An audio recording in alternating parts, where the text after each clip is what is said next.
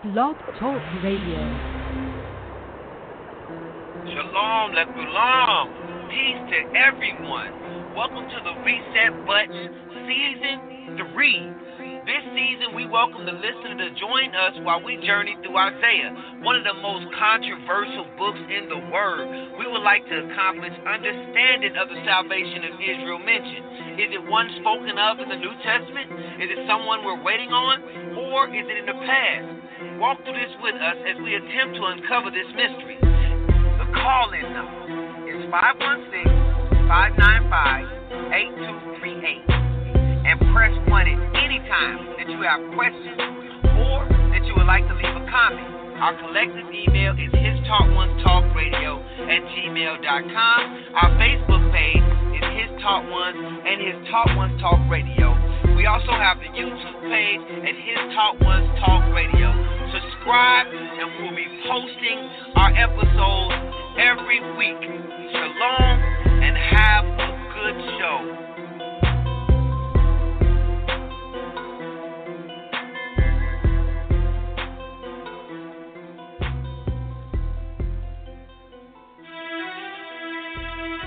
Ladies and gentlemen, welcome to another season of His Taught Ones.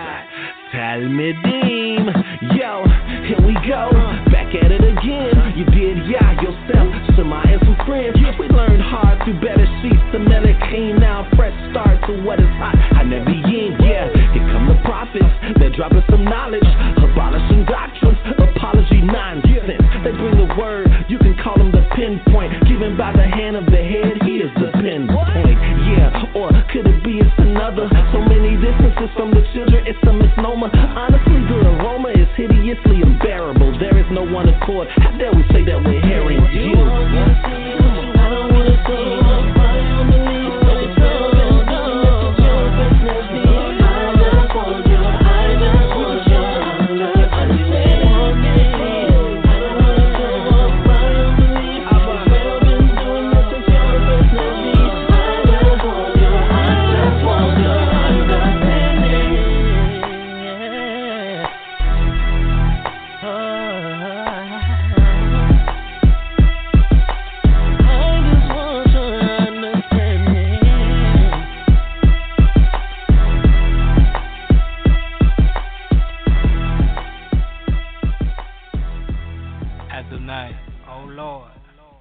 Kadosh Yisrael, Holy One of Israel. Anachnu modim lecha al yom nosaf we al milah. We thank you for another day and for your word. Barech bivakasha et ha-mifkash hazeh. Please bless this gathering. Bo'u nishmiah. Let us say Amen. Amen. Shalom to everyone. Welcome to our regular scheduled program as we roll through Isaiah. We'll be doing chapters 23, 4, 5, and 6. Continuing on from last week, where we was doing our contextual studies also. We have both our panel members here. Today I'm feeling good today, and I extra was feeling the prayer and the song, and I'm like, yeah, this what's up. Even though I've heard it, plenty of times, I still wasn't juiced about it. Anyway, we're gonna be finishing or starting where we finished off last week, and just like normal, press 1, get into the queue, and we'll let you in. We're going to, I'm hosting. We're going to kind of try to do what we did last week and we've been doing a couple times, just switching it up. If y'all do have any complaints, we don't have a complaint box, but we have a complaint page. So you can complain on the page, and we'll take in consideration, just like Walmart. It might not change anything, but just know that we heard you. And so what we're going to do is we're not going to have specific chapters. We're going to kind of roll with it. see if somebody got something. We're gonna kind of try to do that and just try to do it as organized as we possibly can. I kind of liked how it rolled. The couple times we did it, I think I've done it with the other guy. I believe me and Shema did it also. So I know it's a little different, but I think it'll work. And I actually, it might be how we're gonna do things from now on. But like I say, if y'all don't like it, y'all feel like, hey, it's too cluttered, let us know. We do take those things into consideration. We haven't had, anybody say anything negative about our show yet. No, not yet. We've had good things being said, so we've also taken that into consideration and moving forward. So never be shy to say whatever you want. It won't hurt our feelings. We do like the constructive criticism, and that's all I want to say. This, basically my opening statements and all that. What I will do is I'll pass the floor to Yediya, and then Shema, and then we can keep it rolling from there. If somebody gets into the queue, then we'll just do it. Hi, shalom, everybody. This is Brother Yediya. Blessed to be here another day. Thank everybody for tuning in. I don't really have much to say for my opening statement, so I'll just pass it to Brother Shema. Shalom, everyone. Glad to be back. I'm looking forward to see what these brothers have.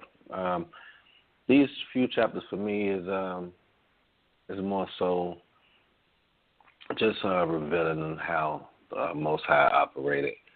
I don't have a lot of major points, but I'm pretty sure things are going to come out like it always does. I think y'all did an awesome job last week, although I wasn't able to hear the last, I think Yosef had mentioned like 30 minutes of it, which is the most crucial, I heard, but I was able to check out the video that he put up. And I went through again myself, and man, it was amazing what came out, probably has been looked over by many people who read the part. So I'm pretty happy that, you all figured that out. Might have a question for all of you actually later on in the show if we have any time. But other than that, I'm ready to move along. Okay, I want to say something in accordance to that. The last thing that was said, I'm glad you kind of brought it up. What was your thought? I'm pretty sure Yediya. So this would be more so a question to you, Shema. When you read it and you heard it, did you feel like, oh, this is the fit, or it needs more behind it because it doesn't have all the names or characteristics? I have to say characteristics because you can't say this is one long. You could if you want to, but the probability of that is like very slim. But what was your thought processes on it? Like when you said, kind of. It kind of matches, not fully, whatever. Well, for me, what this shows is two things. One, I would say, man, it's darn near there. You know what I'm saying? Like, it's hitting home on the person that was mentioned in the earlier part of Yeshayahu or Isaiah. The second thing that it shows to me is we can't pinpoint this prophecy to the future pertaining to what the world's called Jesus or Yeshua. Reason being, this just shows how the Most High operates with using, I want to say, using his quote-unquote servants to rule over a matter. But it still pertains to the very first verse of Isaiah. I mean, it's dealing with the prophecy within Isaiah, and that's why I keep going back to that. And that was one of the things that Yediya brought out. I believe it was that it keeps pointing back to that. So to answer your question, because I'm ranting right now, I think because I'm glad you asked it. So my question is, in response to this, is yes, I think it lines up. But my question is, when it says in the version that I'm reading, it says it should be verse 20. It should be on that day that I will call upon my servant, upon Eliakim, son of Hilkiah. I will dress him with your tunic and gird him with your belt, and I will deliver your dominion into his hand. And he will be a father to the inhabitants of Jerusalem and to the house of Judah. Verse 22, I will place the key to the house of David on his shoulder. He will open and no one will close. He will close and no one will open. Verse 23, I will affix him as a peg in a secure place, and he will be like a throne of honor for his father's house. Last verse 24, they will hang upon him the entire honor of his father's house, the sons and the daughters, every small article from various bows to all kinds of stringed instruments. Okay, so my question is it Eliakim, or is it still who we at one point believed it to be? Because it says it should be on the day that I will call upon my servant. Yeah, because it says I will call upon my servant, upon Eliakim. So is he, at that part, is he saying the servant that he's talking to is Eliakim, or is Eliakim supposed to, I don't know. There's some rustling going on in somebody's mic. Yeah, that's not me. It's very peaceful over here. But yeah, what's your take on that? Yeah, maybe. Oh, my shirt might be rubbing it. It was up under my collar, so it might be better. It's just my shirt was on top of it. I know that much. So that would be my question, like to you all, to both of you. Is it at that very first part in verse 20? Is Eliakim that servant, or is Eliakim just called upon through that servant? You know, but to answer your question, I think it does line up. I mean, but that was my question though towards that. When I went back and read it, I wanted to ask you too, what was your take? Do you think it's the Eliakim now, or do you think he was just connecting some sort to his actual servant, which I believe it to be as Hezekiah at the time? Okay, Jedi, do you want to answer it first, or? Well, yeah. So on the show, I actually hit my reset button because initially I was leaning towards, and really it wasn't really a reset, but to me it was worthy of just saying a reset because that's the way my mind started to go. I never said that definitively, yes, this is, I always said that this is where my mind is going. So, but I had to reset my mind from going that way, so that's why I call it a reset. But, yeah, for me, I definitely would think that this is identifying who that servant is, because if you look at it, this is coming from the New KJV. It says, let me find it. How it reads in here. One second. So, are you finding it? Can I say something? Well, go ahead. You found it. Yeah, it says, then it shall be in that day that I will call my servant, and then it identifies the servant, Eliakim, the son of Hilkiah. I will clothe him, so that him would have to be the subject in the context. So him with your robe. So, and strengthen him with your belt. I will commit your responsibility into his hand. He shall be a father. So, call my servant. I will clothe him with your robe.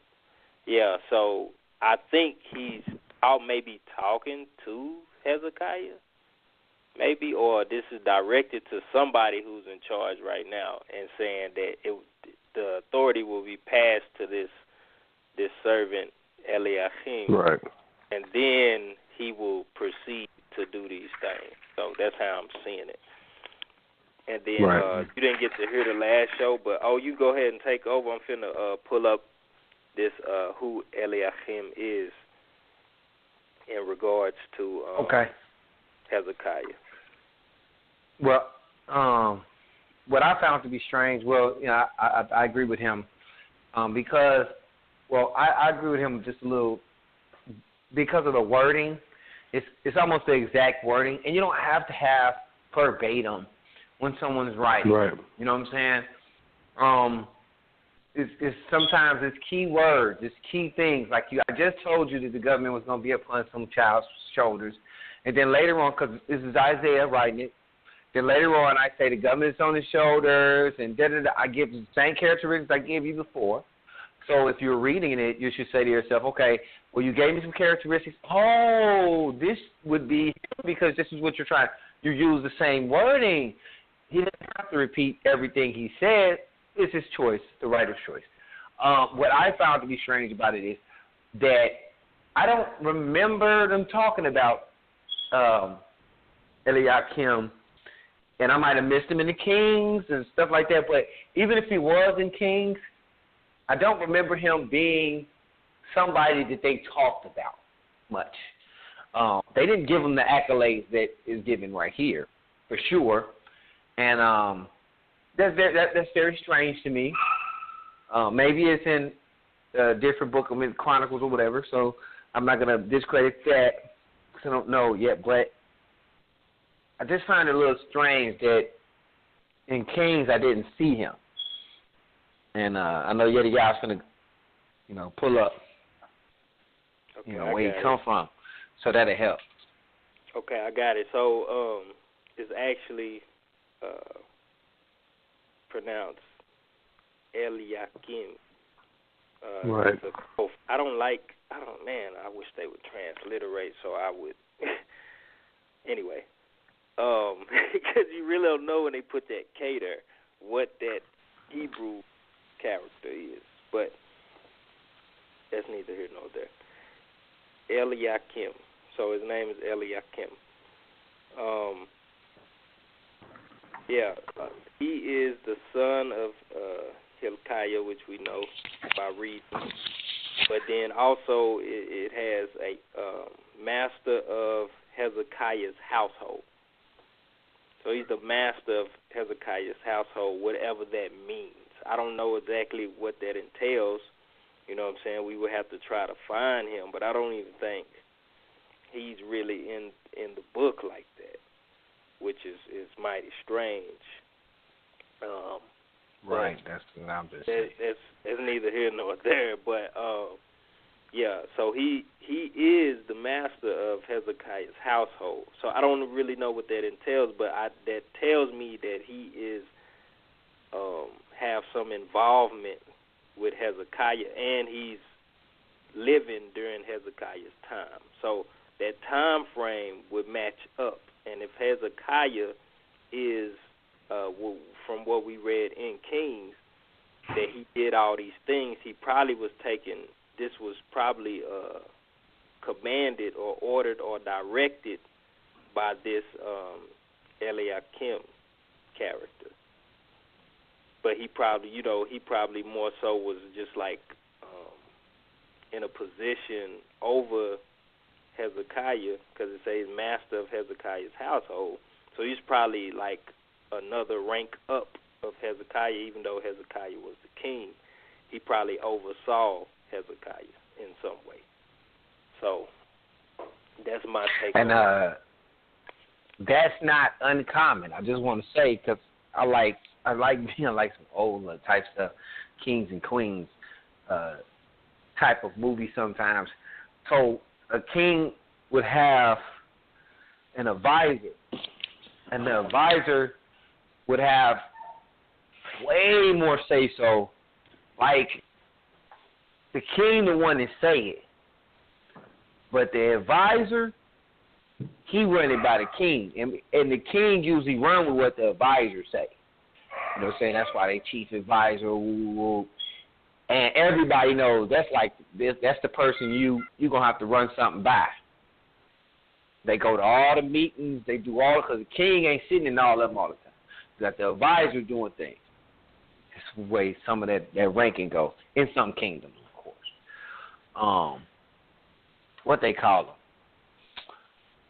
The king's hand. That also. Got the king's hand. All right. Dang, I didn't even think about that. That's a term, okay? The king's hand. He kind of does work. So sometimes when you see hand, there's some work being done. It's just a concept that a lot of people have with characterizing certain things or naming certain things after what they see. So, good stuff. And I don't even know how I can find out more about this dude because he's not in the Bible, so I don't even know where anybody else would have getting their information from, but he's in the Bible. I'm saying I can't find any other account other than that. So, whatever. Moving right along. Okay. So that was the last type of stuff. Y'all say he hit the – for me, like I was in shock then. I'm still kind of like I say, I think it matches up. So that's all I'm going to say. So if y'all don't mind, I'll start off this next one. The first thing, nobody hit one. I'm looking at it now. So if y'all have nothing else to say, we can kind of get it popping. Nope. Okay. Bonele.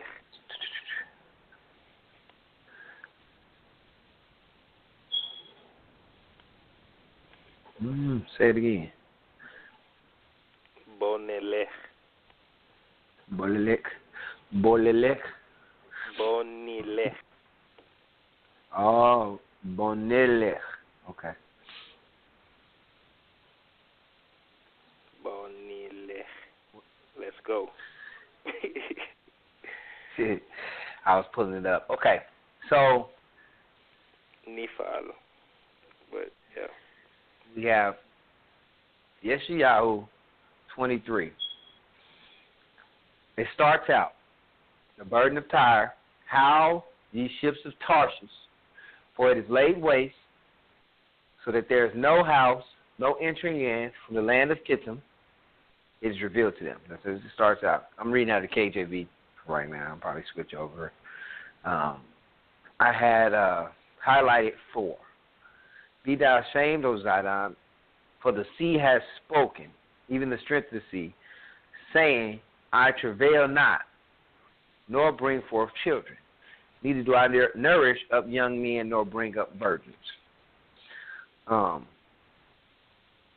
Just a speech, I kind of wanted to point a finger at. Okay. This is some of the stuff, the vernacular, the way that they talk. These are some of the things that we carry with us to understand that sometimes they might be speaking in a certain way because everything can't be a literal way of speaking. And this is just me pointing out one of those instances that if I say it, y'all automatically you say, oh, okay, it's not literal. All right, so we do have to take those type of sayings in account. I've been pointing them out. It says, for the sea has spoken. Okay, we know that the sea wasn't really just a ship. Okay, and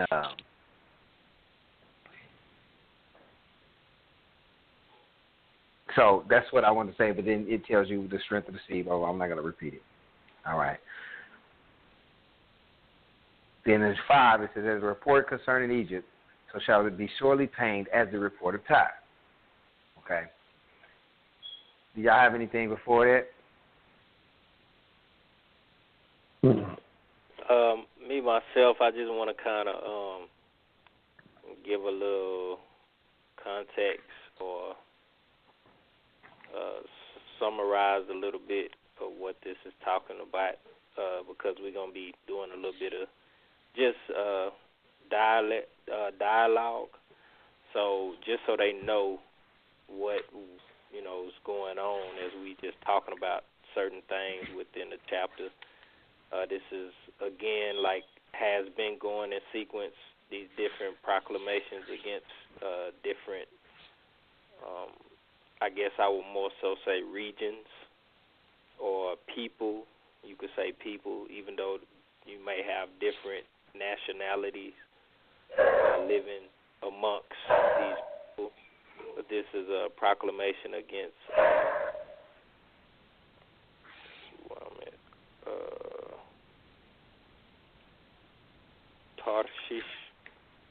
Tarshish. So, yeah, so it's a proclamation against them. So I just wanted to say that before we start jumping into different things. But I don't have anything until verse 11 really for this one. That's when I will start saying stuff about what's being said. Okay. I do want to say in verse 4 that virgins used there as Betula, which in a lot of rendered to not is woman that has not had sex with a man.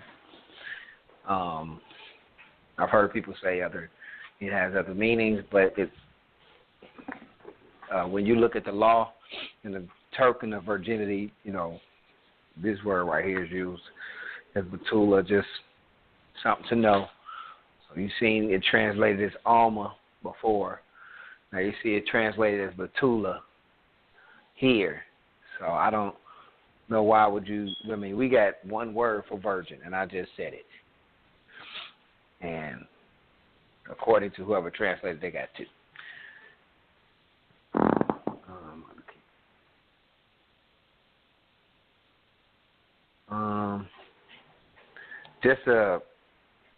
Hold on, where? Let me go out of here. I was actually saying my interlinear.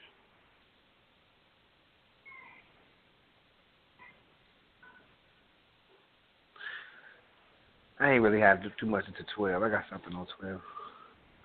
So you can go with 11.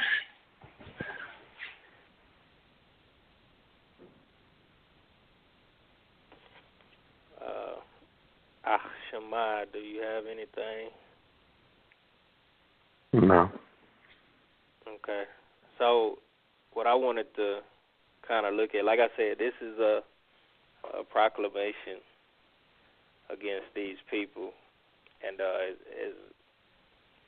you go forward and you're looking at it, like I always say, I suggest you or recommend that you read this for yourself because we just going to kind of focus in on some of the things that popped out to us when we read. And we also, I believe we should just summarize what it is or what it entails within the chapter, and then we just kind of dialogue about some of the things that stuck out to us. One of the things that stuck out for me in 11, where he's talking about he stretched out his hands over the sea and he shook the kingdoms. The Lord has given a commandment against Canaan to destroy its strongholds. So again, we got this might confuse some people if they read from this version because it says against Canaan. But what we got to remember is the subject matter in which the chapter begins with. In context, the subject is Tarshish. So basically it's saying, it says against Canaan to destroy its strongholds, but it's more so talking about Tarshish and Canaan being used to break the stronghold. Because if you keep going, we're going to go into in 15. Well, yours says Canaan, right? Yeah. And mine say the merchant. Yeah. And the word is Canaan. That's the literal translation of Canaan. Canaan. I mean, yeah, Canaan. If you look at it in Hebrew, probably that's what Canaan means, the merchant. Yeah. So I'm not sure if this is to be used as a proper proper noun or to be translated fully. And I think sometimes the people that translate, you know what I'm saying, it's based off of their perception. So it could be talking about the literal people, Canaanites, or it could be just talking about merchants, because I think that's probably what that Canaan means. So that's also important to know. Like when you reading a translation, they are going to translate it based off of what they feel is the writer originally was trying to say. So, but in my version, in a New King James version, they just put Canaan. You know, from the Hebrew renderings, Canaan, to destroy strongholds. So it could, I think, it probably more so would be talking about merchants, because when we go down into the context, when we go down to the context, it say Tyre will be forgotten 7 years, and the end of 70 years. At the end of 70 years, it will happen to Tyre, as in the song of the harlot, right? So there's this song of the harlot. You go to 17. I'm just going to highlight a few things. It's saying, at the end of 70 years, the Lord will deal with Tyre. She will return to her hire. So you're talking about merchant hire. You got to look at the wordplay that it's using, because this is metaphorical speech. And commit fornication with all the kingdoms of the world to on the face of the earth. Now, for me, looking at this word earth, is very loosely translated earth, because you never know if it's talking about the whole earth or just the land. So her gain and her pay will be set apart for the Lord, Yod-Heh-Waw-Heh. It will not be treasured nor laid up. So we're talking about merchant. We're talking about them doing being a merchant and receiving all this these, what did it say? Okay, we keep reading. Her gain and her pay. So we're talking about gain and pay. This is what merchants get. Will be set apart for the Lord. It will not be treasured nor laid up, for her gain will be for those who dwell before the Lord, to eat sufficiently and for fine clothing. So it's saying that through this merchant work from Tyre, the Most High, basically they're going to be forgot about. So they were probably some well-known merchants that was, that got a lot of gain from a lot of the people, because we're talking about the ships. So we're talking about, it said in 14, it said, well, you ships of Tarshish, right? So they were merchants. They were moving product back and forth through their ships. This is dealing with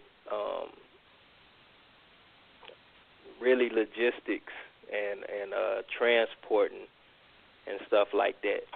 So a lot of people probably went to them, and they became wealthy from this. But then the Most High made a proclamation against them. I guess they did some. He put a whooping on them, made them be forgotten for 70 years. But then they was gonna bounce back, like the song of the harlot.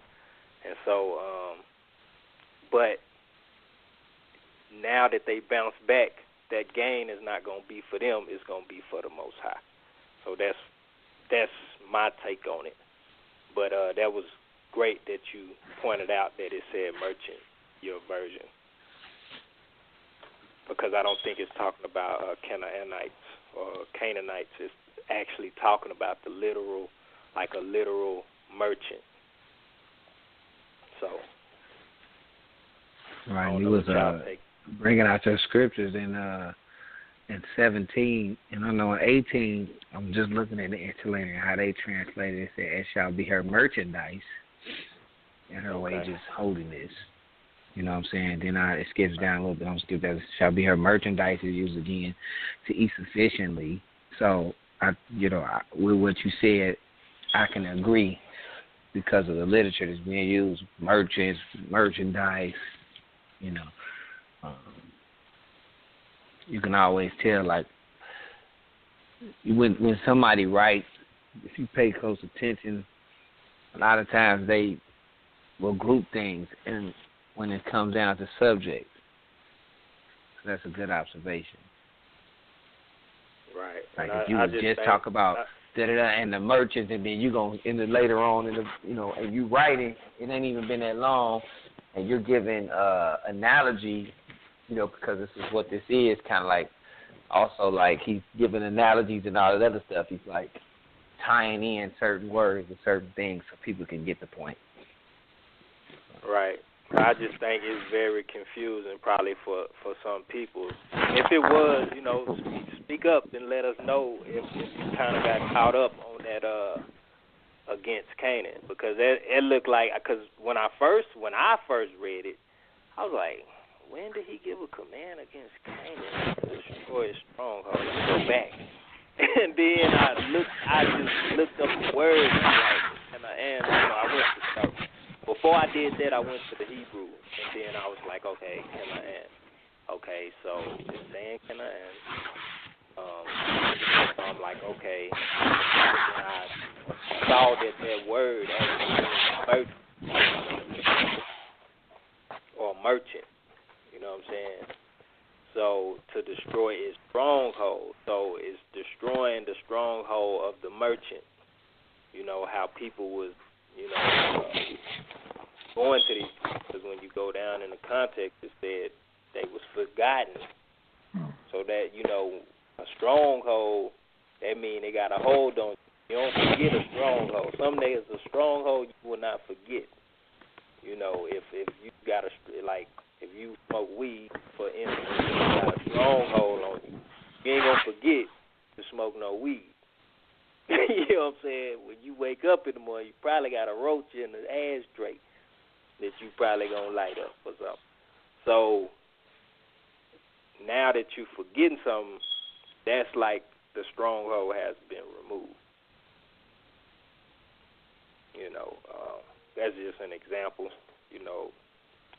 off the top of my dome. But even when a, let's say, a male or a female, whichever, got a stronghold on somebody, you ain't gonna forget that person. Even if they do you wrong, they leave you, like you constantly thinking about this person. The moment you forget about this person, you move on with your life, that stronghold has been removed. So that might be a better example. But anyway, that's the chapter, brothers and sisters. Yeah. I wanted to point out one line in 7. It says, "Is your joyous city, whose antiquity is of ancient days?" I did have a highlight, but I ain't saying anything about it. Actually, I almost forgot what I had said about it, because I ain't write it down, and I ain't looked at it again. So I just want to show that this is talking about this certain city. So he's just saying, in context, ancient days could also mean for a long time, from a long time ago. You know what I'm saying? A lot of times people see the ancient days grouped together. All the, I've seen, people make points and say this is the Most High, right here, the Ancient of Days, or you know what I'm saying? Or if it says something from ancient days, they'll say, that means that this is before time or whatever the case may be. So this is not talking about before time. You know what I'm saying? It's just saying a long time ago. Right, but and that ain't talking about eternity. You know what I'm saying? Yeah. It just means from ancient past, like ancient. Matter of fact, we can go and break this. Man, we even say stuff like you could use this and that. Man, how old, man? Man, I think my grandma about ancient, though. Like, we could say something like that. We give those analogies already in the way we speak all the time. They just spoke different. So, that's another thing. Yeah. So, you look up ancient, look at this word means old that has been of long duration, as an ancient forest, an ancient city, which I read that definition because we're talking about a city, but it's another definition too. But that's basically what it means. So that's been around for a long duration. Like it ain't even like put no time frame on it. So it could just be something like that house on the corner that was, that was there, or the people that live in that house, can represent that because they've been there for a long time. So, So, I think that was something good to point out, just the ancient days, just so there's no confusion moving forward when we see that. But a lot of times, like, we understand ancient, like we wouldn't, if we just kept the reality over the religious aspect, a lot of times we try to make something out of something that we already really understand. We already understand what ancient means. You know what I'm saying? We know it does not mean from eternity. You know what I'm saying? So I don't understand how we could let anybody influence our mind to think otherwise of something that we already know in our common understanding of the word. But that's just how things happen when people begin to put that religious stuff over the reality. We know the reality of the word, but then when religion comes into play, we forget the reality, and then we get lost in religion. So, because we all know what ancient. We be like, man, them shoes ancient. We just mean they old. We know them ain't we know them ain't yacht tennis shoes. You know what I'm saying? But anyway, we can move forward. All right. I ain't have anything for the rest of the chapter. Nah, if y'all don't, we can go on to the next one. All right. Okay. Shemai, since you right. talked a lot. Oh, this you. My bad. Go ahead. Hey man, that's the spirit of the Most High. Cause I was gonna tell Shemai to go ahead.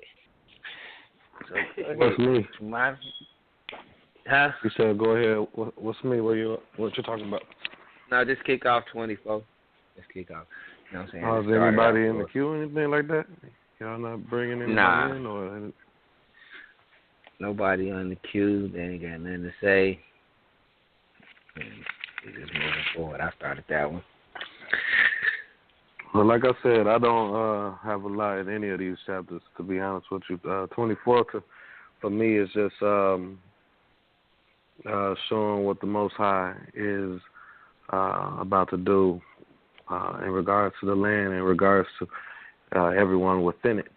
And to me, it kind of shows, when I look at it from a reality standpoint, it kind of shows in the sense of like nature. When you think of, and I'm going outside of the scriptures when I'm speaking right now, but it just reminded me of that when I started reading and seeing who it affected.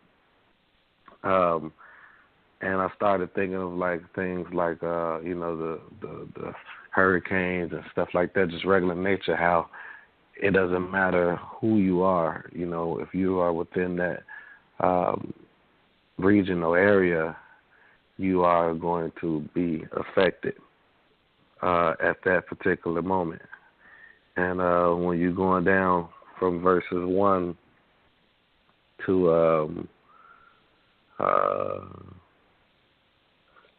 all the way to down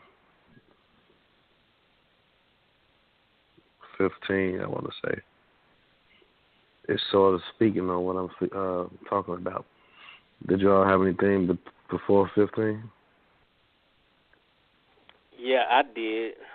Yeah. But I guess it really don't matter. I don't know how O want to do it, but I did have something before that I wanted to point out, though. Go ahead. All right, so just starting basically at the beginning of the chapter where exactly what you're talking about, say the Lord makes the earth, again, that word loosely. I noticed you said land, so I think that's a safer word to use because of just how our mind set up. When we say earth, we think about the big round ball that we see, but empty and makes it waste, distorts its surface, and scatters abroad its inhabitants.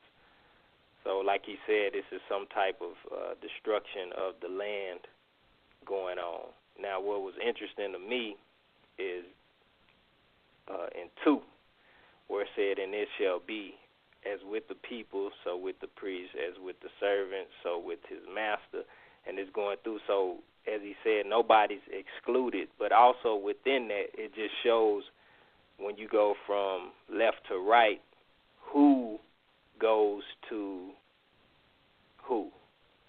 So I don't know if that made sense how I said that, because it didn't come out how I think it should have, but maybe you understood it. But just an example when you go through. So it says, as with the buyer, so with the seller. So the buyer goes to the seller. And then as with the maid, so with the mistress. So the maid is basically under the mistress. So they serve the mistress. So like before that, as with the servant, so with the master. The servant, serves the master. So the people actually, I know a lot of times we say the priest served the people, but when you look at it, the priest is above the people. I guess that's the best way to say it, is above the people, and the people go to the priest. Like it's something the priest has that the people need, or they're subject to the priest. And then the servant will be subject to the master, the maid will be subject to the mistress, the buyer, in essence, will be subject to the seller because they need what the seller has. And then you go lender, borrower, creditor, debtor, so those were the examples. So that was just interesting to me. That might be something that just was like nothing to you, but to me it was something because it just kind of shows that order. So that was something that stuck out to me. And I had something else too. I don't know if O want to say something. Just give everybody a chance to talk. So I'm gonna fall back. If he don't say it, then I'll come back. Well, I wanted to point out that just like he pointed out the land, I think he did an excellent job because I was going to say the exact same thing. It makes it look like, behold, the Lord empty makes the earth empty. That would mean a bunch. If I were to read it, I'm going to think about the whole earth. Point blank, period. All right. And then I start looking at, basically it's saying everybody. All right. But then if you go to 3, it says, shall be emptied the land. All right. It uses, I think in the KJV. It's the same word, basically. What I'm saying is the same word for earth is for land. And I just think it's, they use land for some of the words and they use earth for some of the words, but it's the same word. So, like I say, the writer, the translator, whoever decided, hey, earth is more sufficient here, and that's what they used, but decided to use land in other places. So the point of the matter is, sometimes when you look at something and you might even think that, okay, this got to do with everybody or whatever the case may be, you got to start looking up in words and say, okay, what does this word really mean? Okay, so now you have your own thought, and you can look at context and say, I think I'm going to interject land because it's using land here, and we've been seeing a lot of stuff about the land. So And then you got your surrounding, and then all these proclamations against all the surrounding lands. So that's what I wanted to point out with that. Hold on, let me see what else I had. I'm in my interlinear and the Bible section. No, I didn't have I don't know. I didn't have too much in there. So you can go ahead. Yeah, I got some 4 and 5 that I would like to talk about. So it say, like we said, this loose word: the earth mourns and fades away. The world languishes and fades away. The haughty people of the earth languish. The earth is also defiled under its inhabitants, right? So it says, because they, okay, so this is a question too. Who's the they here? I would have to say in context, let's just keep reading. They have transgressed the laws, changed the ordinances, broken the everlasting covenant. Since we've been reading, I've only read of one group of people that was given an everlasting covenant. So, how do we go? And then that also brings up a whole slew of things when we talk about if this is dealing with everybody on the earth, when did everybody on the earth break? Or when did the Most High do an everlasting covenant with everybody from what we read? And if this is supposed to be everybody and we can't read it that he made it with everybody in the book, then we missing some stuff out of this book that we can't read. And then that's going to bring up some stuff. So this is something that was very sore thumbish to me that stuck out. So, you know, we could talk about it. See, when I read it, I didn't think about it as being the earth. Okay. See, when I read it, I didn't think of it being the earth, so it kind of, for me, I didn't displace it. But if it was it wasn't more so for you. It's really for everybody, because I know you probably, Shemai, I already know he think it's the land. Now, I'm just giving you my rendering, you know what I'm saying? Yeah. Like, so, but I'm just saying this is for everybody. I just want everybody to know. Oh, yeah. It would give some a little bit of confusion a little bit, because then somebody can make a play off of this. Man, I've seen it and say, hey, look, it say the earth, everybody's under this covenant, everybody got to do these laws. And see, I'm not one of those people. The laws were made for Israel, and that's who his contract was with. And I'm not into got to go out and go tell other people to do laws. Only if you feel like this is what I want to be a part of, then I'll tell you, well, this is what Israel did, such and such. You know what I mean? This is their covenant. If you know, that's the way we ride. So, but if you don't want to be a part of this thing, I mean, okay. You don't want to be a part of the covenant, this, that, and the other. So that's never been an Israelite thing. It's more about with Israelite, it's separate yourself and be amongst yourself and purge the evil away from you, not embrace the evil and convert the evil. Okay? Nowhere in Scripture. So I'm going to say, I want to piggyback over that about the everlasting covenant. There's only one person, or one group of people that has been spoken about in this book about an everlasting covenant. And as I can remember, I can only really remember one time that he called something everlasting covenant. I believe that was the Sabbath. Well, that's what I can remember, as it being the Sabbath. Now, he might have said it about other things, but I can't recall them at this point. But it kind of, to me, it just went right along with it, saying, hold on, I'm going to read it. Transgress the laws, it's like everything. Change the ordinance, that could be priestly duties. Broken the everlasting covenant. It's almost like listing different aspects of the law to me.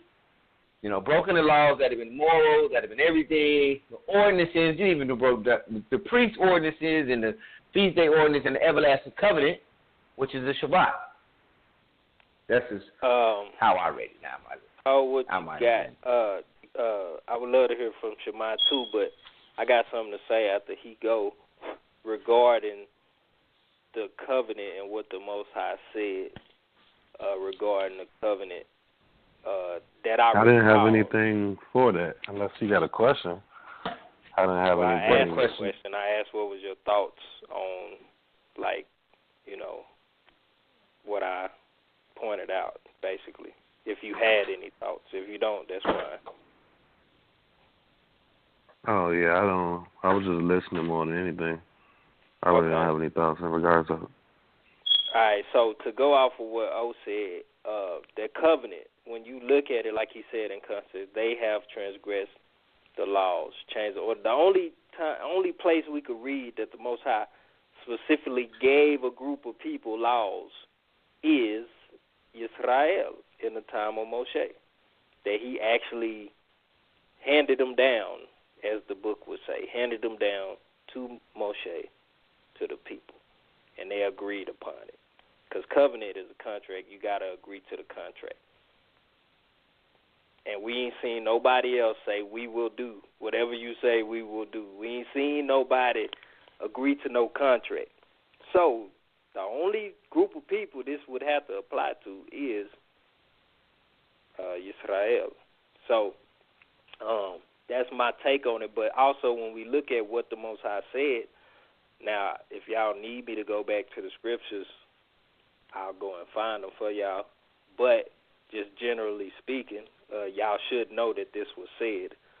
But if y'all need the proof, I'll go get the proof. But he said, in conjunction with the land, if y'all keep my laws, if y'all keep, all these things in the land will be plentiful. I'm paraphrasing. It will rain on the land. It will do all this stuff, and the land will be prosperous. You will be prosperous. But he said if you didn't, he would basically destroy the land. There would be no rain. There would be no harvest. There would be no any of this. So this just sounds like that everybody would suffer, and the people, all the ones that was inhabitant of the land would suffer, because this is where his eyes on. So he would basically cut the land off from prospering and growing and flourishing. And this sounds like the effects of that, because they did not, they transgressed the laws. And then when we go back to Kings, we know what they did. They transgressed the laws. They changed the ordinance, because the ordinance was to go to Jerusalem. And old boy made it to where they didn't go, where he put his name at. They broke the covenant. So that's my take on it, just using what we already know. So with this whole earth business, my point is being that with this whole earth business, this really has nothing to do with the whole earth.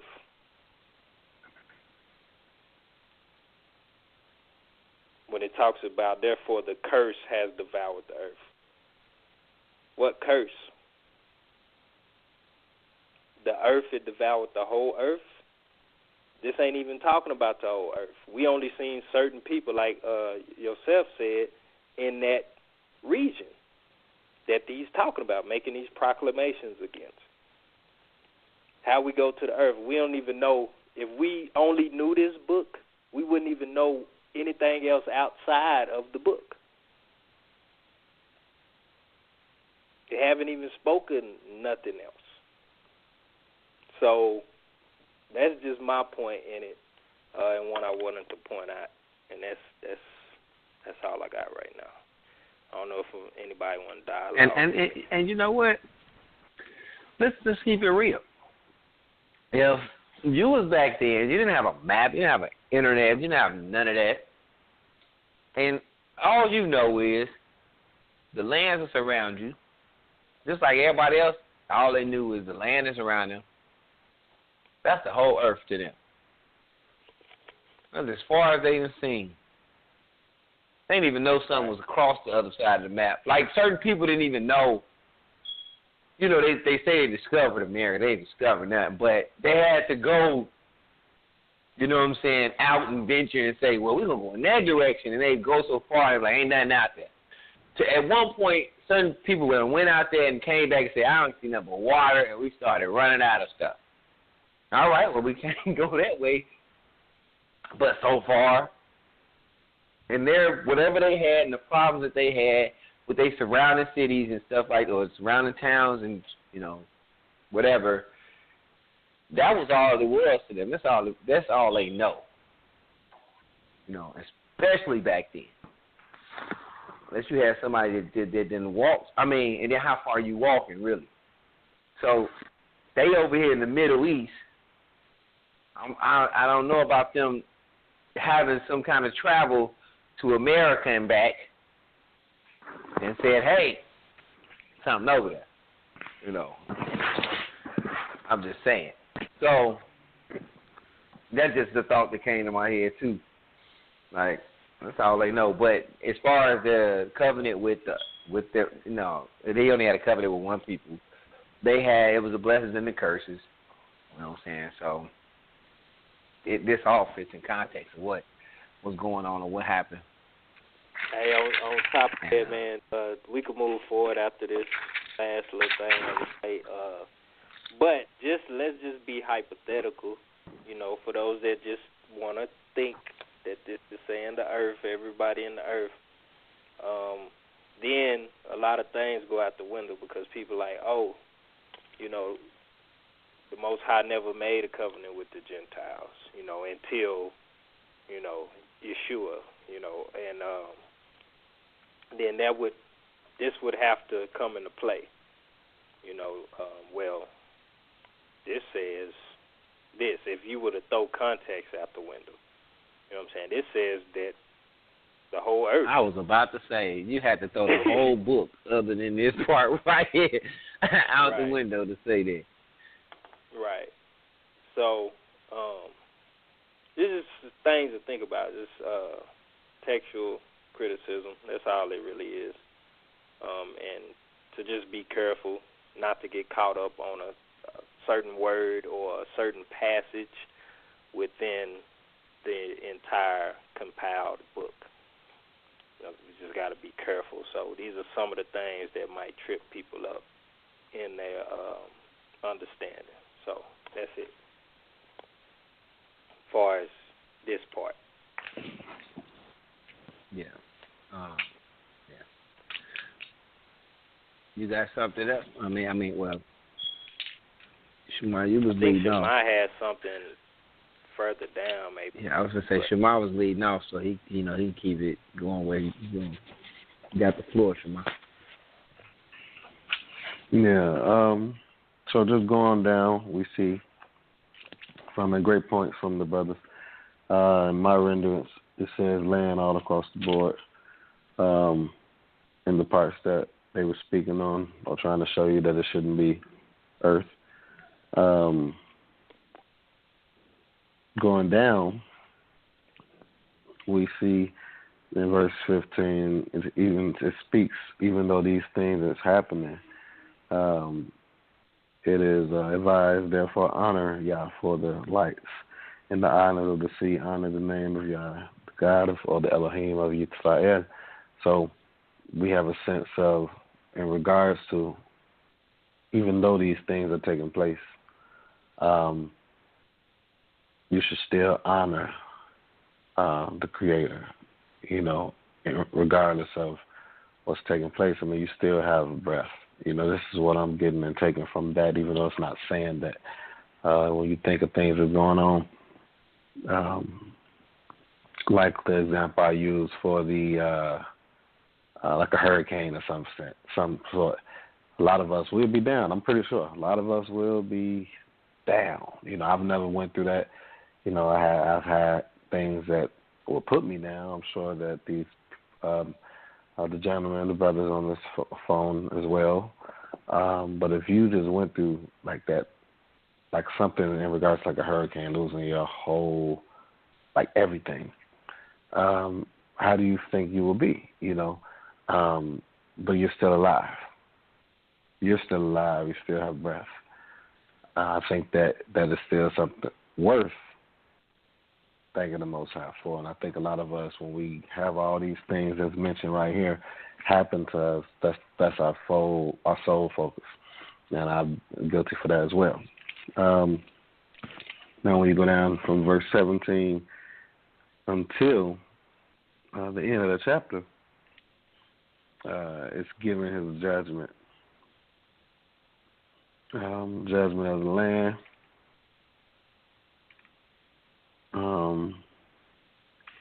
Verse 21, shall be on that day that Yah will deal with the hosts of heaven in heaven and with the kings of the earth. They will be gathered together in the gathering, captive in a dungeon, and they will be in prison, and after many days they will be remembered. The moon will be humiliated, and the sun will be ashamed. That verse right there is really just speaking on not putting these things above him, and that's what they were doing. Hold on one second.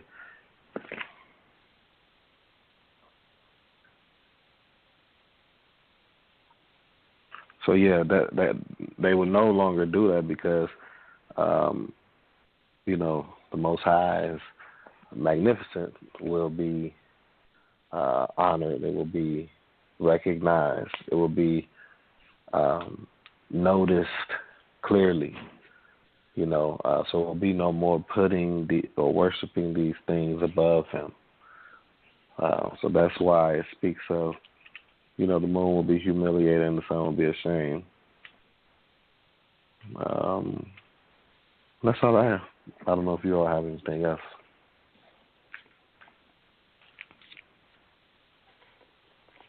Yeah, I got some. Hold on, let's see. Where you got something at? I wanted to caveat on one of the things he said as far as the moon and the sun, and then also the within that same verse 23. Okay, I wanted to ask a question on 20. You know what I'm saying? Go there. It says, okay, we already, in KJV it says the earth shall reel to and fro. Okay, well, the land shall reel to and fro like a drunkard. It shall be removed like a cottage. This is the land. And the transgression thereof shall be heavy upon it. And it shall fall and not rise again. Okay, my question is,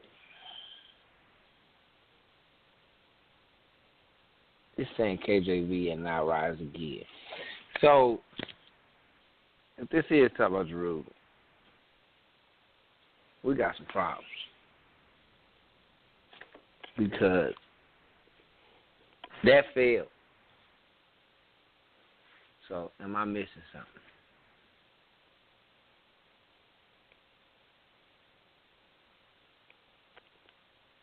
I'm just saying. You're missing something. Now, we ain't got far. What regard?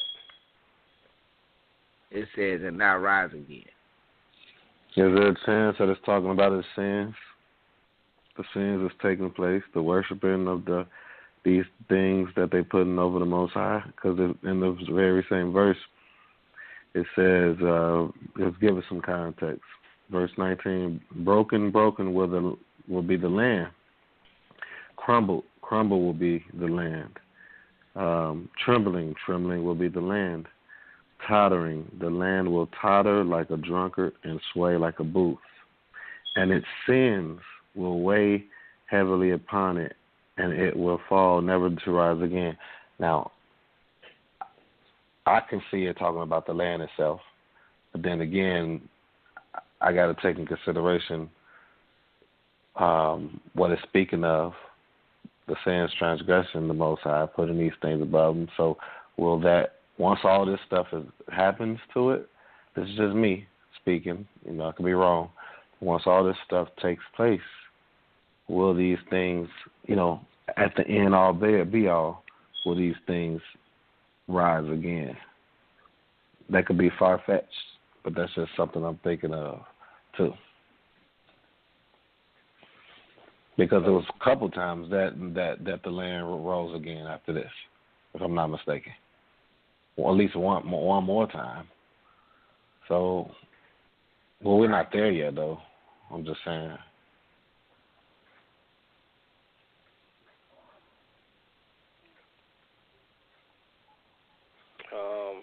And it could be the state that it's in, as far as the simple state is falling, and it won't. And this could be, I guess, but I don't know, because then I could be wrong. Like I said, I could definitely be wrong. I mean, I'm just saying I don't know. This is where I don't know. Mm-hmm. I don't know. I don't have an answer. It's just that's how I was reading it. Sometimes I'll be reading it, then I'll read it a little weird, and then it says, "Come pass in that day, the Lord shall punish the host of the high ones, and that are high, the kings upon the kings of the earth upon the earth."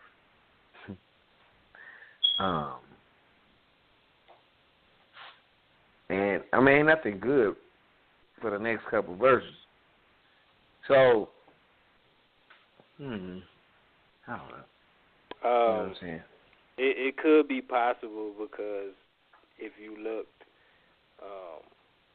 even during all the sins where you got Jeroboam and all that stuff, because we got to think this is during those times. So when we looked at that, this is just my take, when we looked at that, even though they was sinning, they was doing all that, they never fell for real. Like, they may have got, like, the Philistines might have came and was doing stuff, or they had to fight and all this stuff, but they never, like, really went into captivity. They never fell. Like, they would go down a little bit, then they would rise up. Then they would go down a little bit, they'll bicker amongst each other, but all this was still in the midst of them doing idol worship and changing ordinances and all this stuff like that. But they never fell to where they felt it. Because you could stumble and not fall. But when you fall and don't get up, like, you know what I'm saying? Like, they been times where they would, they KO. Fell a little bit. They had to sell some stuff in the temple and stuff like that. That's falling short right there. But when you fall not to get up, that's a different way of looking at it. And that's just kind of how having I'm a kingdom to being homeless. Right. So that's a different type of falling. So I think it's being articulated that they're going to really, really fall this time. Because this is talking about the land being desecrated. Like, the land was not desecrated during the times when we was reading in Kings, you know what I'm saying, before Babylon came on the scene. They had certain things going on where the temple was, this might be talking about the temple being destroyed, like all that stuff. Like, everything that you had is finna be gone. Like, you finna fall. And you're not just going to bounce back, basically. You're not just going to bounce back. Because you've seen people fall and get back up. You know what I'm saying? You can look at it as a boxing match or somebody being drunk because they're using metaphorical speech about being drunk. So just imagine somebody being drunk, they stumble, fall. And they get back up. I'm cool, I'm good. You know what I'm saying? But you seen that person that was drunk, and fell flat on their face. It was done. You know what I'm saying? So I think this is more so when you look at it in using the similes and stuff like that. You look at it, it's like, okay, compared to somebody being drunk, they stumble, they fall, they get back up. Boom, I'm good. They fall again, I get back up, I'm good. But then that one person that's just like super drunk, don't even know that they can't even stand up, they get up, pow, hit their face, and that's it. Ain't no, I'm good. No, you down. You know what I'm saying? And you ain't finna get back up. And also we know when you say, man, he fell down, he ain't get up, that don't mean he never ever got up again in life. You know what I'm saying? That just means in that moment, like, you fell and you ain't get up. So that's kind of like what I'm looking at. Basically give meaning to it. Give it a deeper understanding. Like, you need to understand that you're going to fall and not get up. But not say literally. But it's going to be basically a hard trial for you. Right. Ain't no more freebies.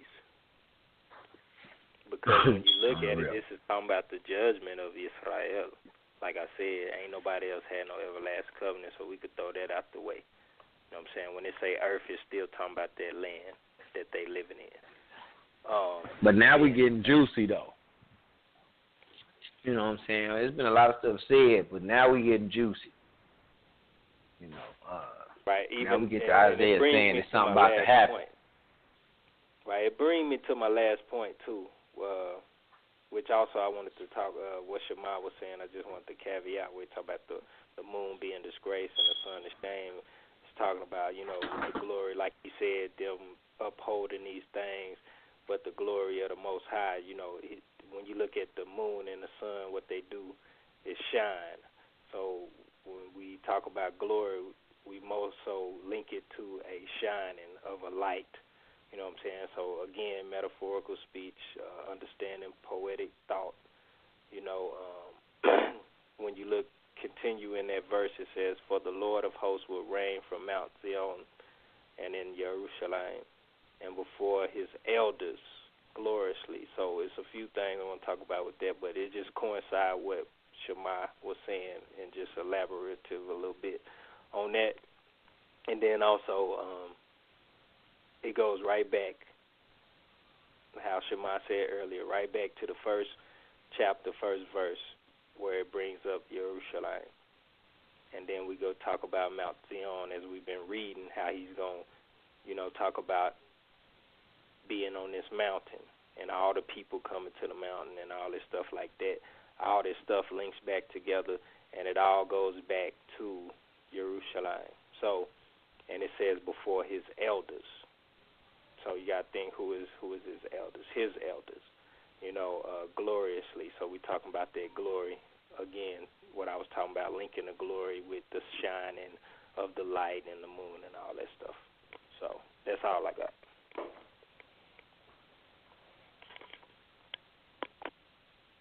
Good stuff.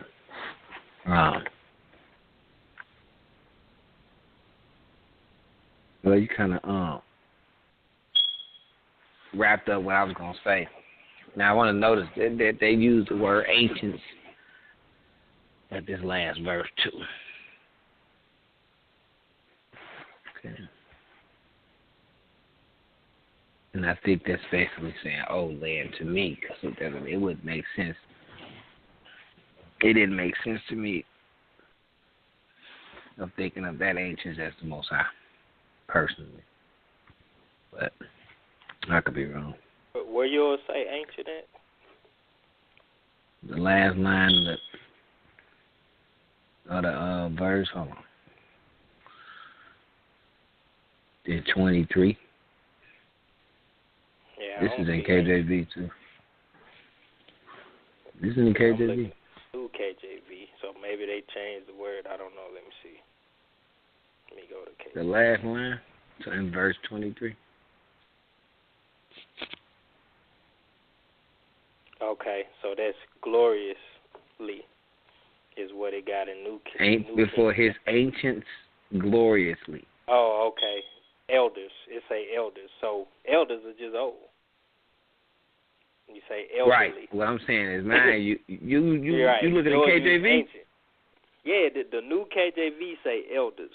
The KJV says, I went and pulled up the KJV. It says ancients gloriously. Yeah, I'm looking at KJV right now. They interchange ancients with elders. So it's letting us know, like we understand, like just how we said earlier when we used the example. Man, my grandma ancient. Yeah. You know what I'm saying? But grandma old, she's an elderly woman.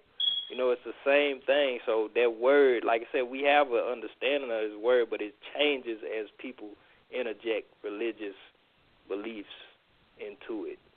You know what I'm saying? Which, me personally, I would just say you got to be headstrong not to let people do that to you if you already have an understanding of what a word means. You know what I'm saying? They basically they putting a connotative twist on it. But the definitive meaning of ancient just mean old. And I like to stick with the definitive meaning of things because that way you can't be tossed to and fro with, because people always make new definitions to a word. But if you stick with the definitive meaning of it, the denotative part of the word, then you have an overall understanding of what all those things should still bring you back to. Because even when you think of from everlasting, that's still a long time ago. It's still old. It's just giving you a more direct time frame on how old. But if the word don't say everlasting, it don't say everlasting. If it say ancient, that just means old. You can't tell me it's from the beginning before time even started, because now you getting into some other stuff that's not really there in the text.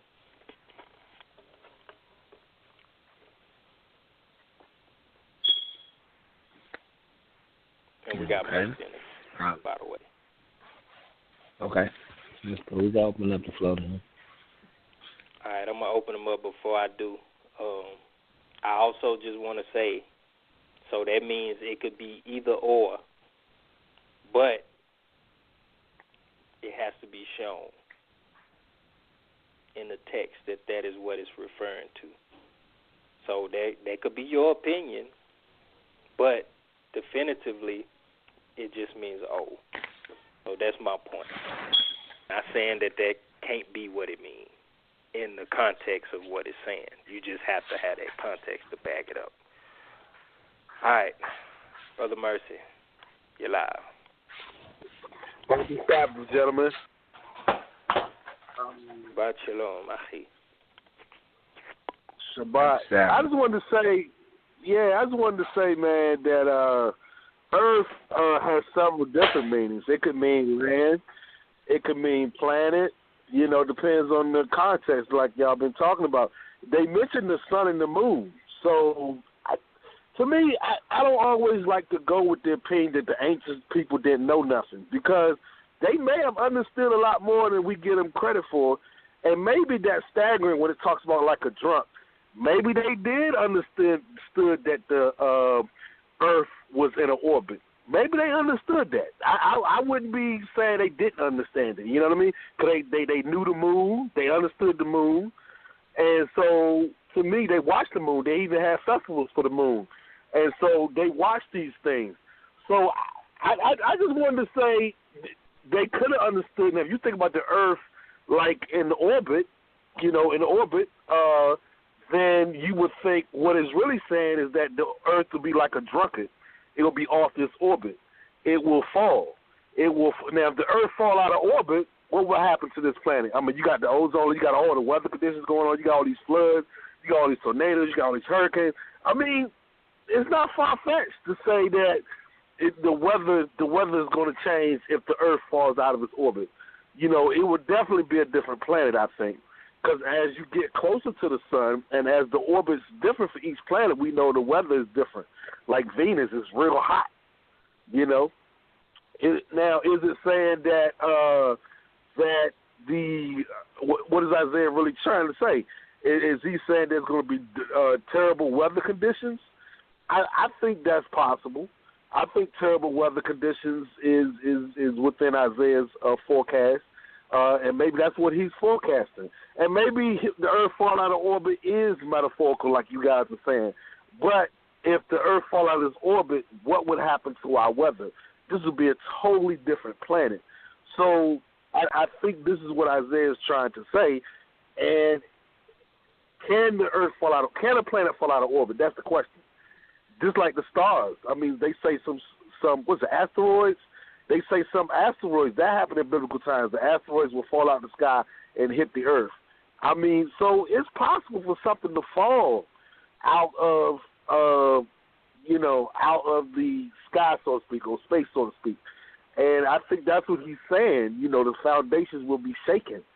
You know, I mean, that's something to think about. Asteroids falling out of the sky hitting the earth, that's happened. And so those things falling like a star, what if one of them stars fell? I mean, that would really be tremendous. But I just feel that, I mean, I don't know. That's a tough thing to think about.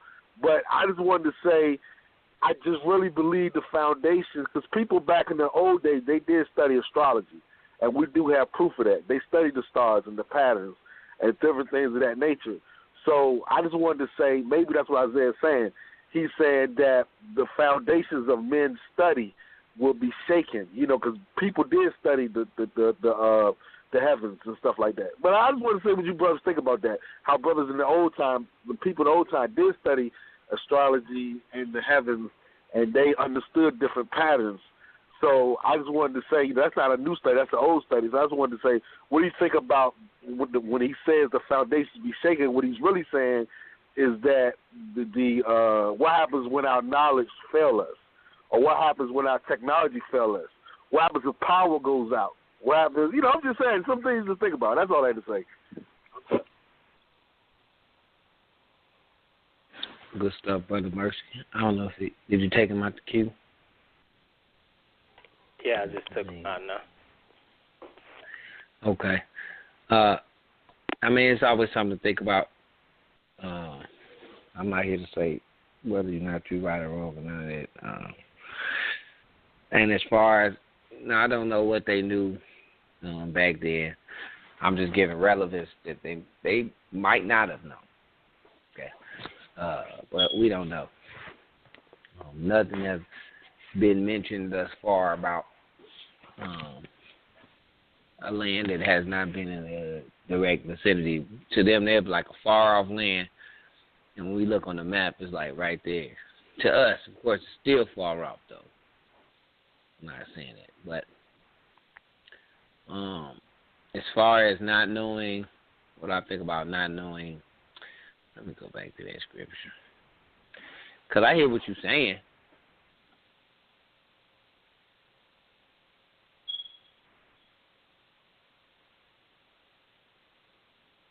You know what? I don't know. I read it again, you know. I had thought of it being like the glory of the Most High shining. As far as the moon being confounded and the sun ashamed. I mean, when I look at that, think of that analogy. Why would the sun or the moon be, ashamed or confounded? Because basically something's shining brighter than them.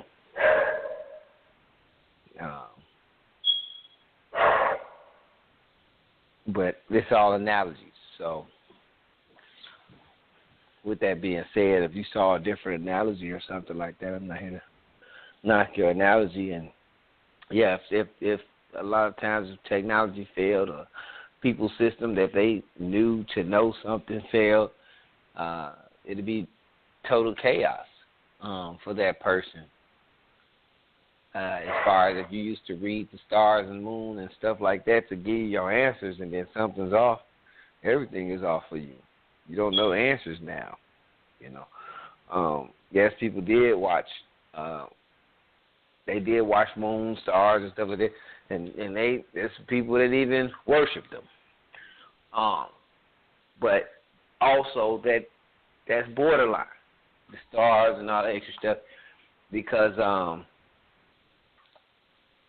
I think it's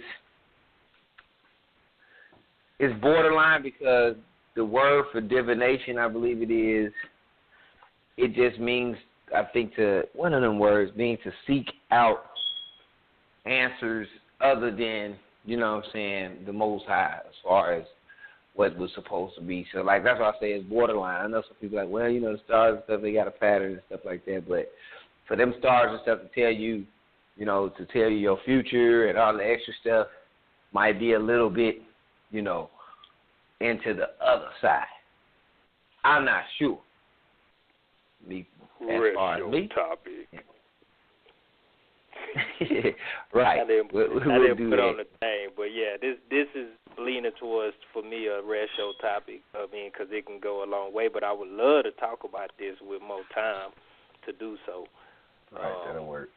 With the whole, especially what you brought up with the divination. Like, that's a topic that me and Shema actually was talking about recently, and I want to dive into that a little bit more because they said, and this is the last thing we'll say about it, but they said Yosef, you talk about Ben Yaakov. Yeah, I was about to say that. Yeah, Ben Yaakov was a diviner in Mitzrayim. So that's just something that I always wanted to dive into a little bit. But okay. I tell you to constantly deal with divination, but there has to be two different types of divination. A divination. Specific divination that he's talking about. So that would be a lovely retro topic. Well, yeah, let's make it a retro topic because there was almost a caveat, something else. So write that one down, Maestro. I got my notepad right here. Divination, retro topic. Yep. And we'll move on. Good stuff, Mercy. You have brought us a retro topic. Not saying you never do, but we're starting to write them down more. We're starting to keep contact. We're trying to keep, Yediah is, the brilliance behind that one, but keeping track of these things that we find in the shows, and then these will be the rest show topics, the things that we couldn't elaborate on, and we can keep the show a little bit more on track. So, and I think that's a good idea because every time we ask people about the rest show, no ideas really come out. But there's so much that happens during the show in the 3 weeks. We just got to capture those moments. All right, if y'all have something to say, on what he said, I'm done. I'll rest my case until we're ready to move on. Well, for me, I don't think it's my mind didn't change from what I said before, as far as in regards to what I thought the analogy meant. He did bring in some good stuff, but I still think it more so fits with the land rather than the whole earth. Like now, the earth can be off of its orbit, but I think they was more so talking about affecting them directly, because in context, this is talking about the judgment against Israel, and Israel currently is just in a particular part of the earth. So I think it's more so would be the ideal of how their land is affected. Even when you look going down, you can see it says in 10, the city of confusion is broken down. So now we're using words like city in conjunction with what is translated as earth. We have some of the Eretz translated as land, so it just was like Shema said, his just say land. It don't say earth at all. You know what I'm saying? So I'm just looking at multiple things when I come with with my ideal. Many things come into account. Not saying that I haven't thought about those things, because they can very well be. But just based off of all the evidence in front of me, that's what I'm rolling with. And I haven't heard nothing too significant to change my thought right now. But that's all I got to say in regard to it. But, it's always something to think about.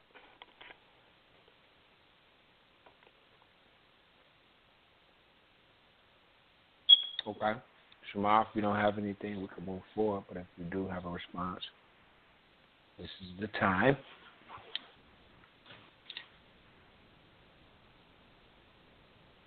I don't know if you're on mute or not. Because you usually say yes or no.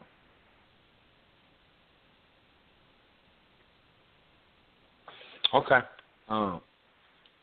If he thinks of something, he'll come in. I'll head this one out. Then I'm gonna kind of roll to maybe 9 or whatever. If you got anything in between there, or then you just come out with Charles what you got to say. So this is just continuation. This is still Isaiah talking. All right, so this is some of the stuff that he said. And it does head out and say, "Oh, Lord," KJV, "Oh, Yahweh, thou art my God. I will exalt thee. I will praise thy name, for thou hast done wonderful things. Thy counsels of old are faithfulness and truth." Right, and my point is here. "For thou hast made a city in heat of a defenced city of ruin, a palace of strangers, to be no city, it shall never be built." All right, here we go with them never terms again.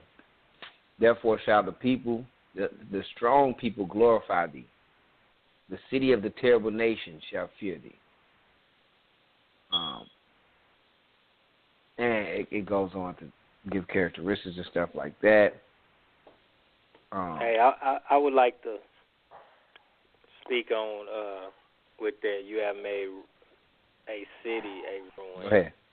Verse 2, a forfeited city of ruin, a palace of foreigners to be a city no more. That was interesting to me. It will never be rebuilt. So, like you said, the word of these of never being used in the context of this, I would say that, yeah, this probably would be never, and maybe that has something to do or coincides with what we was talking about before, because, you know, maybe it's dealing with a particular city, because I did point out that it brought up a city in the last chapter. So maybe that was more so for that. You know, the possibilities are, you know, plentiful, but it's just more so tracking down the context is where we really come to a official understanding. But with this, it's talking about a city. So going from 24 to 25, it starts off with this city. This is a, you know, a praise to the Most High. You know, said, "Oh Lord, you are my God." So I wanted to talk about that a little bit too. So, like he said, that's Yod-Heh-Waw-Heh, and it said, "You are my God." So the Hebraic understanding is that, you know, Yod-Heh-Waw-Heh is their God. I mean, I don't know how many times we've seen this, but it's been multiple times, enough times to understand that that hasn't changed. You know, even though they worshipped other things, but we'll get to that later. But that'll come back up. So remember, I said that I will praise your name. I inflicted my voice for a reason. I will praise your name. This is what they are saying. This is what their song of praise is. I will praise your name. So what name? You go back to the first thing they said, "Oh Lord, oh Yod-Heh-Waw-Heh. I will praise your name." So I think in the understanding of the Hebrews or the Israelites during this time, you know, this is their mindset. So we have seen them worship other things, but in this instance of them saying that they coming back to the Most High and they're going to get victory or whatever, this is what this praise is for. You know, so they're praising who they actually, you know, initially, you know, this is within a good heart right here. Because, yes, they worship other things, but they was out of pocket for that. But in this instance, they not out of pocket. They speaking in their right mind. So because they speaking in their right mind, they saying what really should be said. So I just wanted to point that out. But you have done wonderful things. So basically, this thing, what they talking about, as far as the city being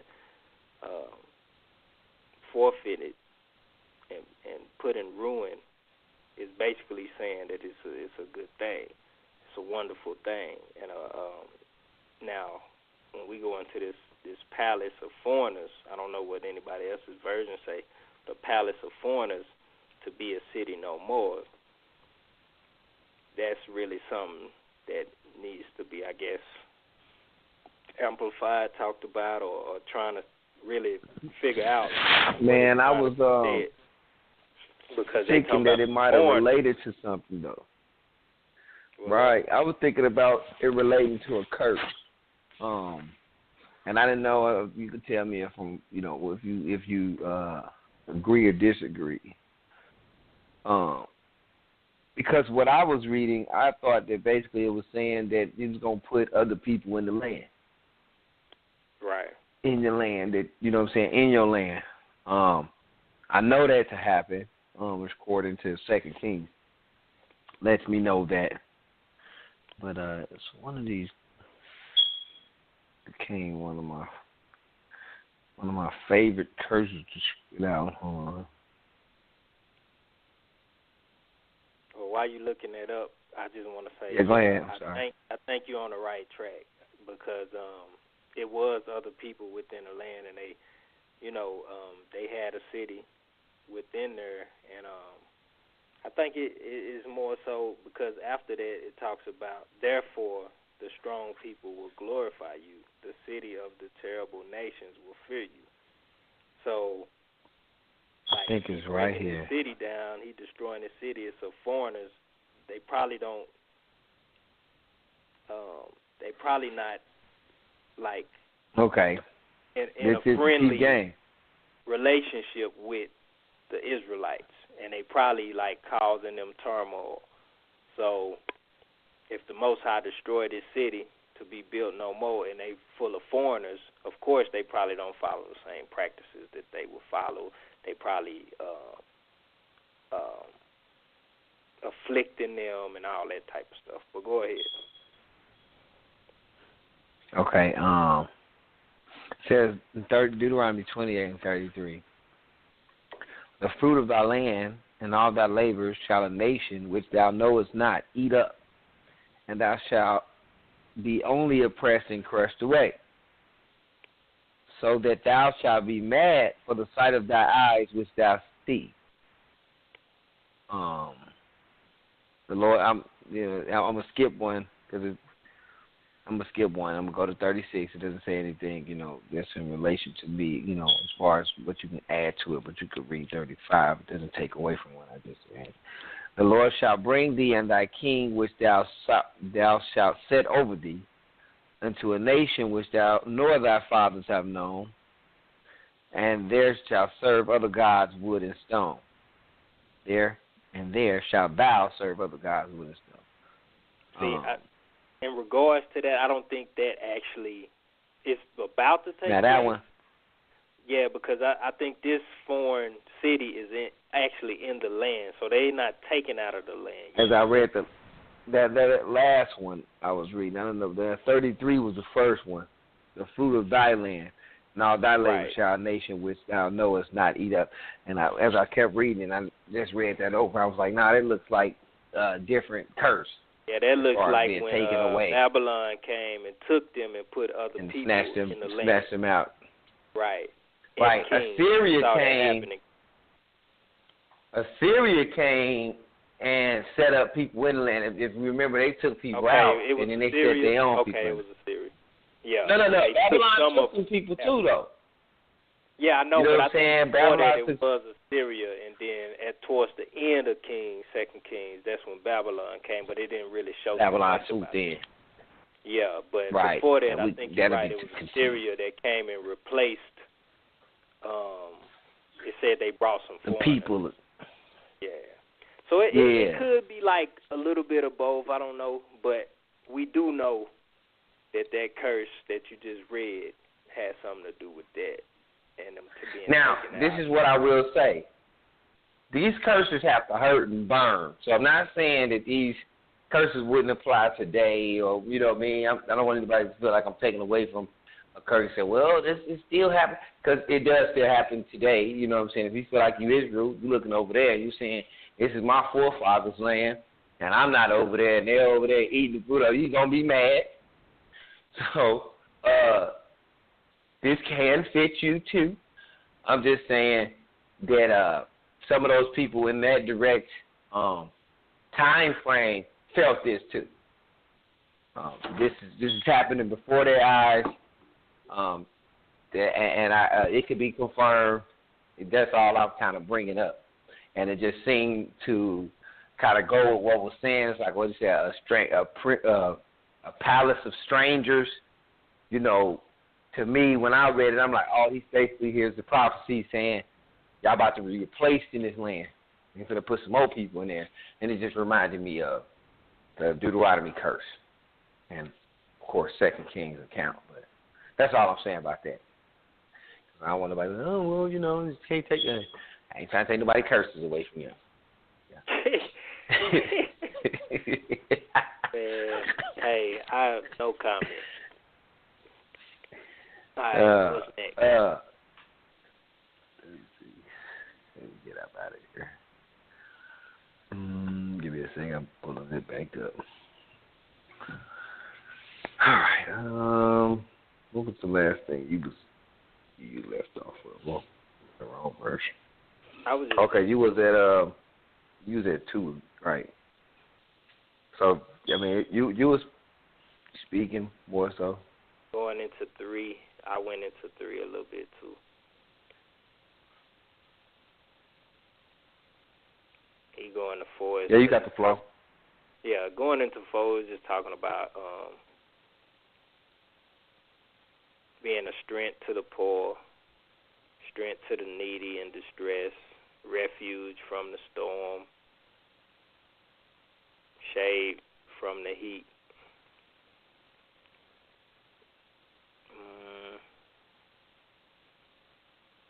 The next thing I really was just looking at where it says in 6, it says, in this mountain, the Lord of hosts will make for all people a feast of choice pieces, a feast of wines, talking about fat things for the morrow. So this is talking about making a feast. So you got food, you got wine,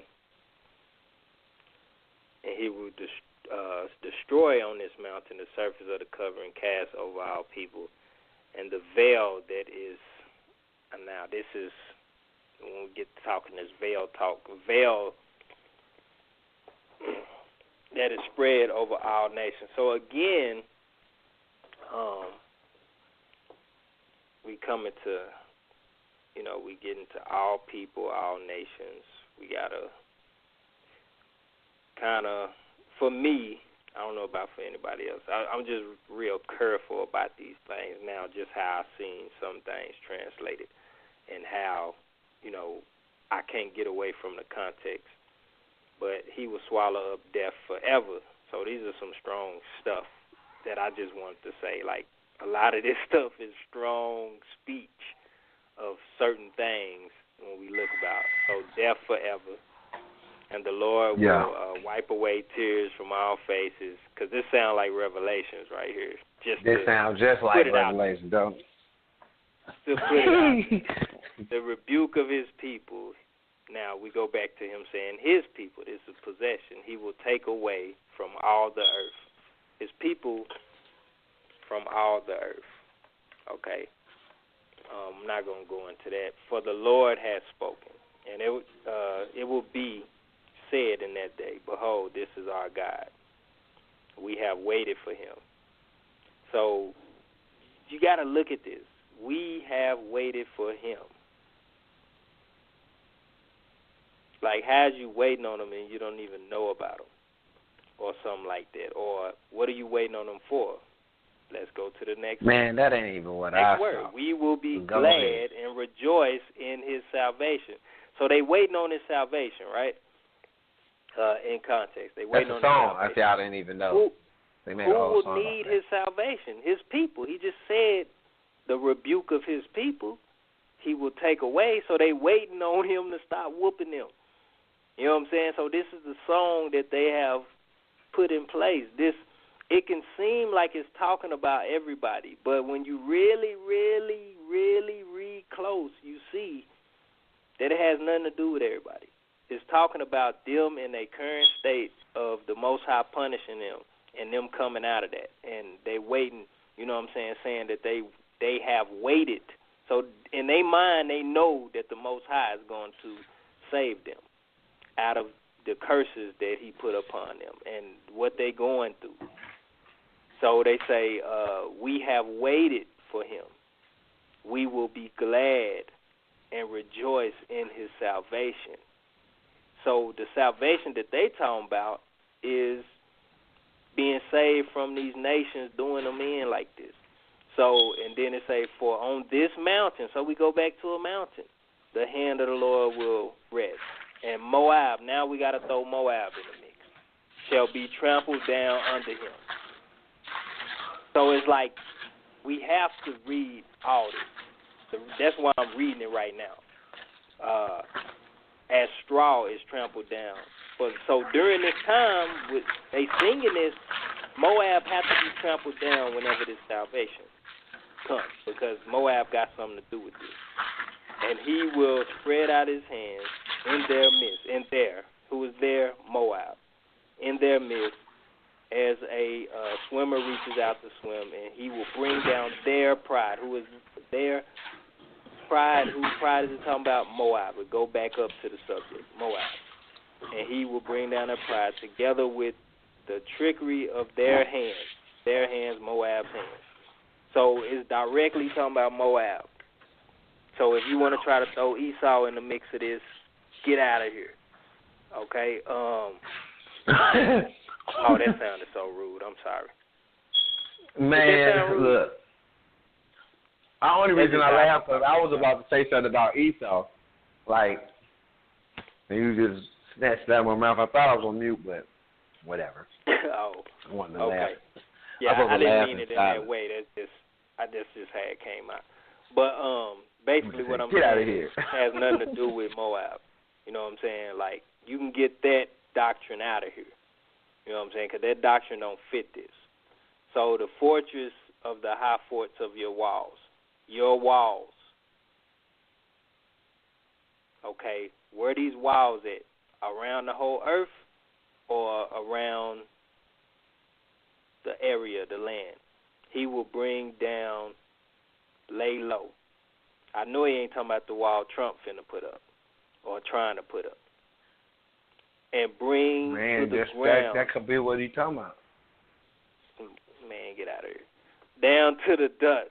He's talking about Moab, okay? In that context. That's pretty much, that's the chapter, basically. I just read it. Well, you know who the Moabites are today, though. Yeah, I got some thoughts. You know who the Moabites are today, right? Who? It's the American people. So we in the last days, Isaiah was talking about it. All right, man, look. The sarcasm. Don't take me serious. But anyway, don't take me serious. Anyway, I don't know if anybody else had any comment.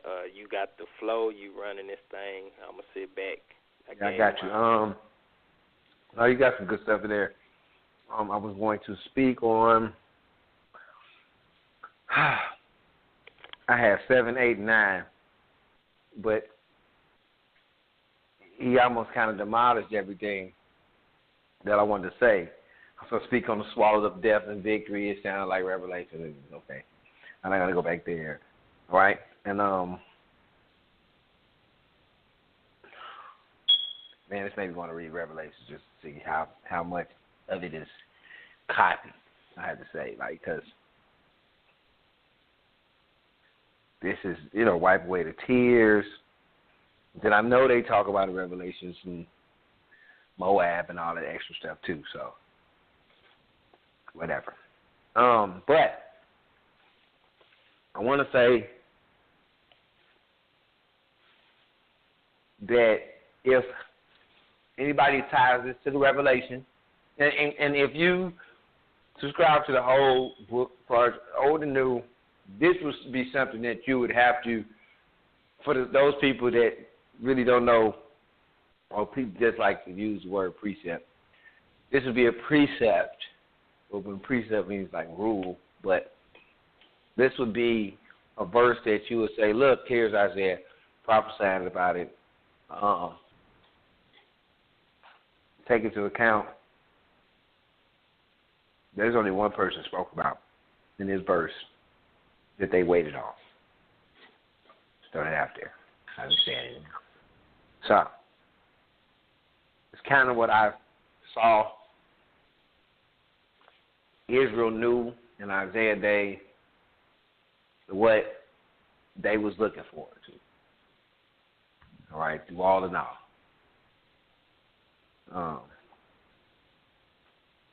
And that's it. I got nothing else. He did an excellent job. But he hit some points and said some things that I probably would have not elaborated. It's good. Another red do you have anything? Salvation, according to Israelites. Yeah, because I was just holding back. So keep on pushing.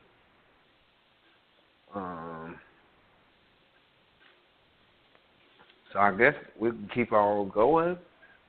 Matter of fact, according to ancient Israel.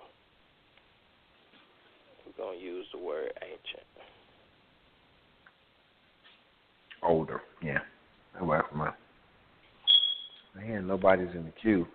So we can go to the next one and let somebody interject and say they, you got something. All right. Yeah. Head this off for me, and we'll just run it like that. All right. So this last and final chapter that we're going to be covering is a song of salvation. Let's see what it says. In that day, this song will be sung in the land of Judah. So it goes back to what has been said multiple times. That this is about Yehuda and Jerusalem. So it's saying that this particular song, is going to be sung in the land of Judah. We have a strong city. God will appoint salvation for walls and bulwarks. I don't even know what that means, but open the gates. Gates. The righteous nation the righteous nation which keeps the truth may enter in. So as we see, this man is kind of sound like... Oh, hold on, wait a minute. I'm not going to stop real quick. Stop. No. We got about 60 seconds before we go into the overtime portion. I'm sorry, I can keep a good track of time. If you want to continue in, we're only going to go a little bit over. It's 516-595-8238. It's 516-595-8238. And you have about a minute. I said a minute when it was like at 75 seconds or whatever. Yep, you have a minute exactly now. The lady's in my ear. So, I just want to throw that out there, and you can continue. All right, cool. Yeah, so I was saying God would appoint salvation, and then I talked about the walls and that other word that I'm going to have to look that up, see what that is. I mean, it's English, but I ain't never seen that word. I don't even know what it is. And then I was talking about opening the gates. Then I got to the part where it says that the righteous nation which keeps the truth. We're going to find out what the truth is later to the ancient Israelites. Which keeps the truth may enter in. You will keep him in perfect peace. Now we're talking about perfect peace. Man, this really, whose mind is stayed on you. Remember that song? Because he trusts in you. Trust in who? Yod-Heh-Waw-Heh, forever. For, just in case you didn't know that the Lord was Yod-Heh-Waw-Heh, you don't throw that nickname in there. For in Yah, the Lord is everlasting strength. For he brings down to those who dwell on high. So he's talking about, you're talking about lofty cities. So basically, bringing down these cities that are sitting in high positions but ain't doing right. You know what I'm saying? It's talking about reestablishing righteousness, a righteous nation, as it says. This is what I'm getting from it, which keeps the truth. Only they may enter in. So it's talking about in the land of Judah. So Judah being the city, Judah is near the capital because this is where Jerusalem is. So it's just talking about reestablishing that righteous city that they had before, or that they were supposed to have. I don't think it never really was established for real like that. It was up and down like a drunk man. You know what I'm saying? So, I don't know if anybody wants to speak on that part so far. But basically, like I said, it's song salvation. So it's just going through a few things, and then towards the end, it's talking about taking refuge, basically, from the coming judgment. So it's talking about judgment, but they talking about this. Basically, it's breaking down this song of praise first. Then it goes to talking about, trying to flee from this coming judgment. So, if you ain't got nothing to say right now, any of y'all, I can keep going.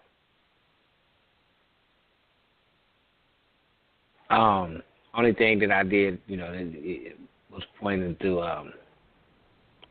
are you going to speak on the truth today? What the truth is?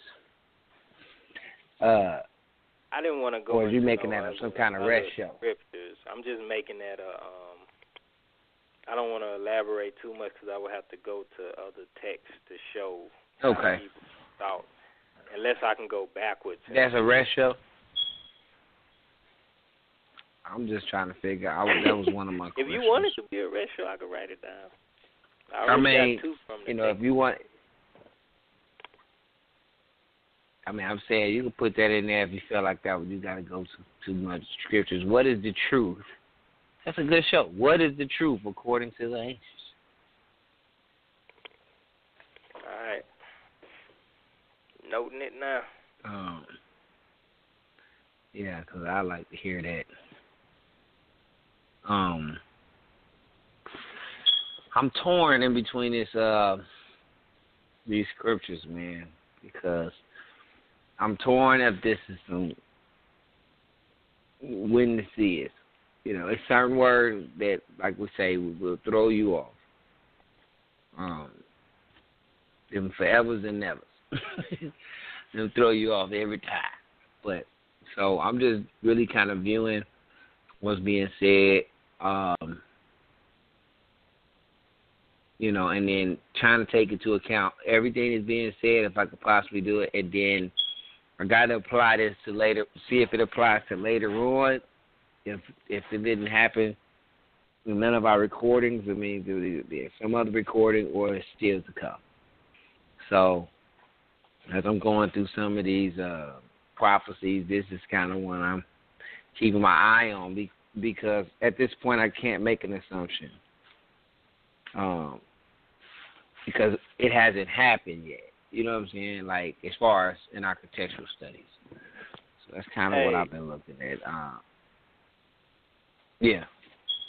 No. Whenever you finish, I'm reading ahead, I guess, in my notes and like stuff just popping out. So whenever you, yeah, I mean, I'll go. All I'm basically saying is, I can wrap it up real quick.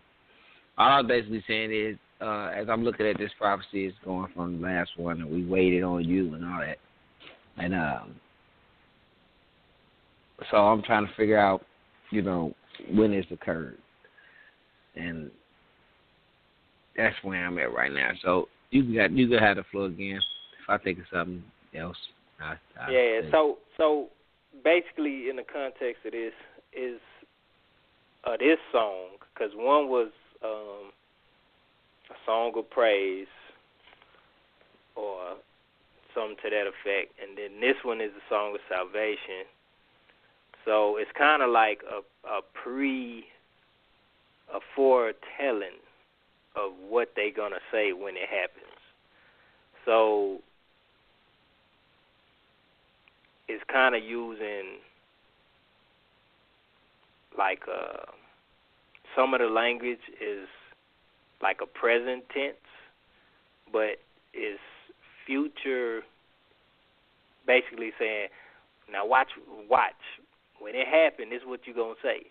Or wait till tomorrow, you're going to be like, and then you speaking in a present tense. So this is kind of like what this is doing.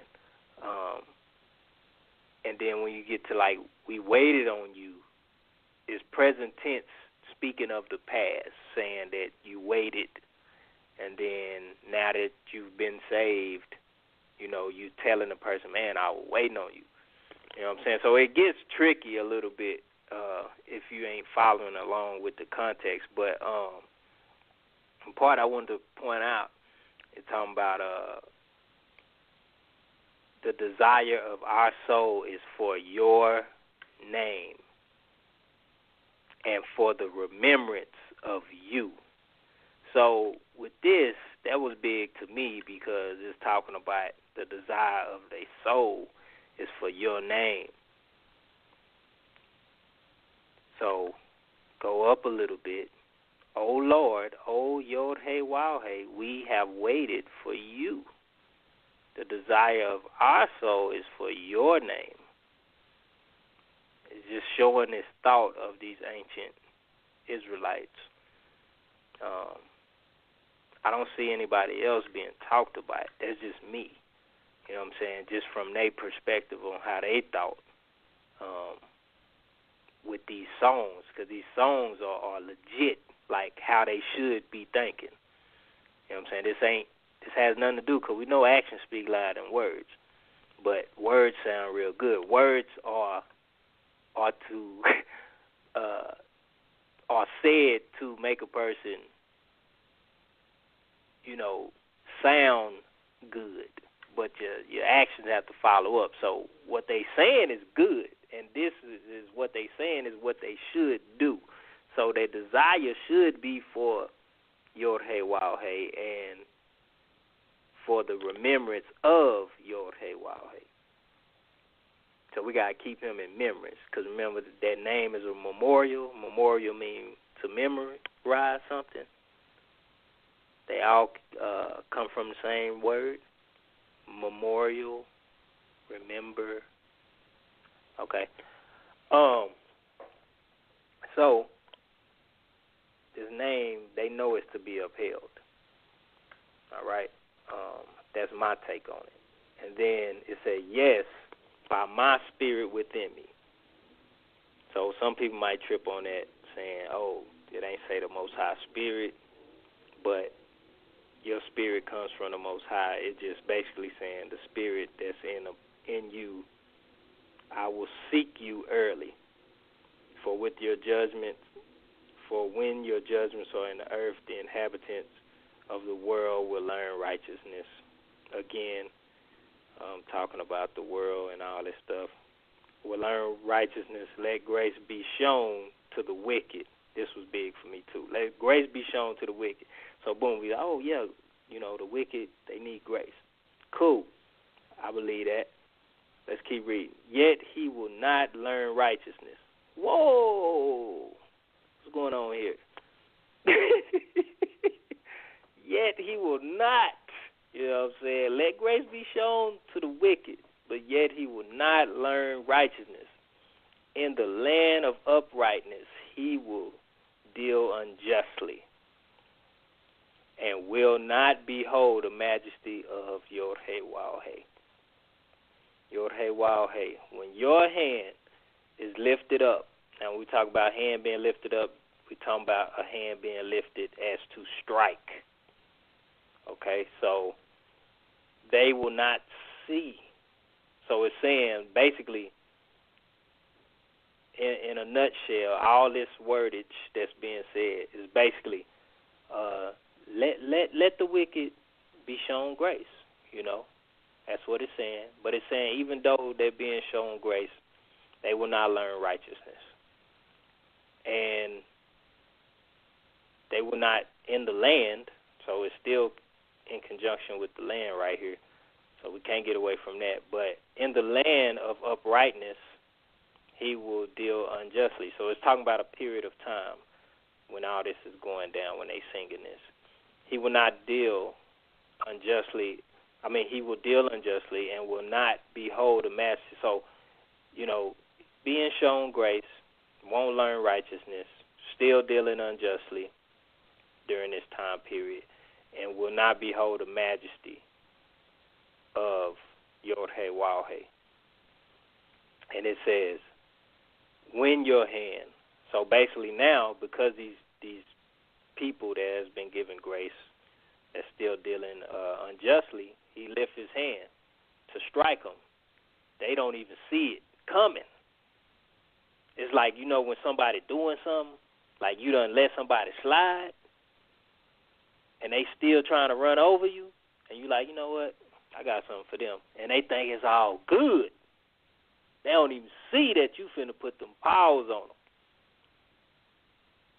But they will see and be ashamed. So once you put the paws on them, or once the Most High put the paws on them, they're going to be ashamed.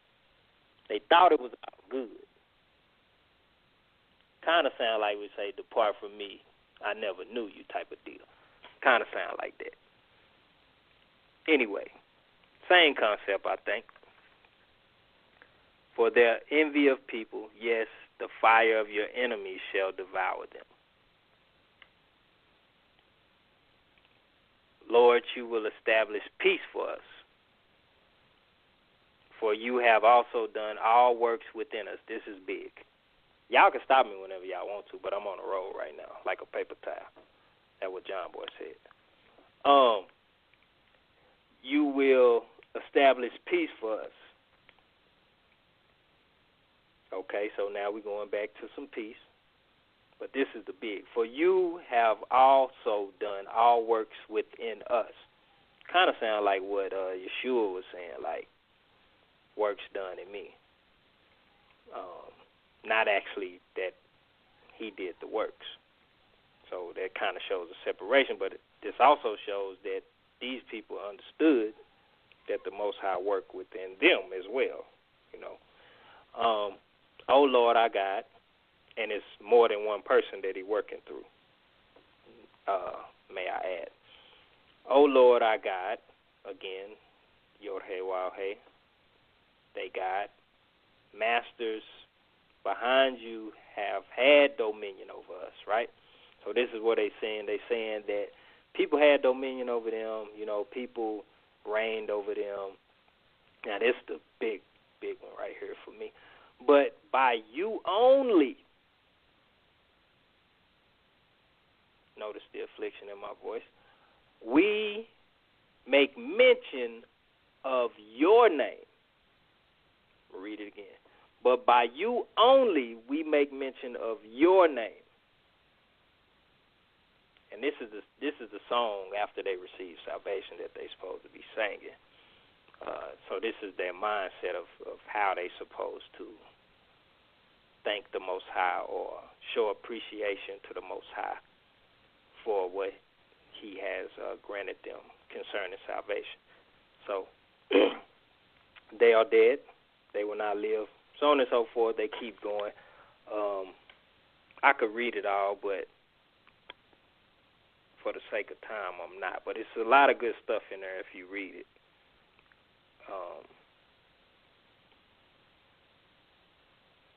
I will talk about 16. Lord, in trouble, they have visited you. They pour out a prayer when your chastening was upon them. As a woman with child is in pain and cries out in her pangs when she draws near to the time of her delivery. Sounds kind of like Revelation. So have we been in your sight, O Lord? We have been with child. We have been in pain. We have, as it were, brought forth wind.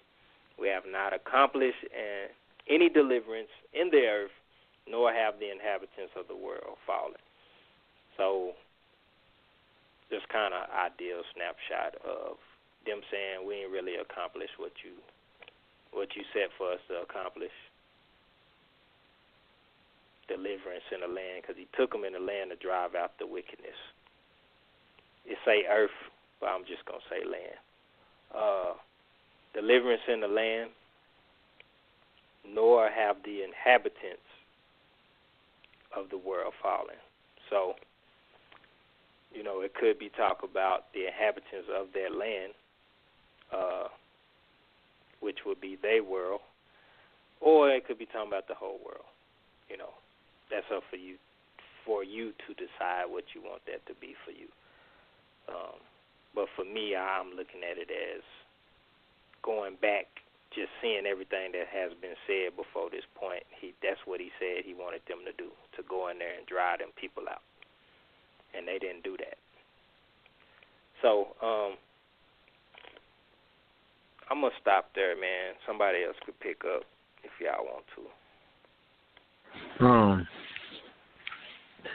Like I said, I'm toiling between. Well, all I'm doing basically really is holding on to this and remembering this and seeing where if it applies to anything that I can read, tangible. And if it doesn't, if I put it in the hasn't happened yet or haven't found the recorded evidence yet. So who knows what they'll find in the next 20 years or whatever. I've seen some of the analogies in 17. I don't know if I'm skipping too far for you, but like a woman with a child that draws near the time of delivery and is pain is crying from her pain, so has thy sight. So have we been in thy sight. So this is Israel being like a woman. We have been with child. We have been in pain. We have brought forth wind. And as it were brought forth wind, we have not wrought any deliverance in the earth. Neither have the inhabitants of the world fallen.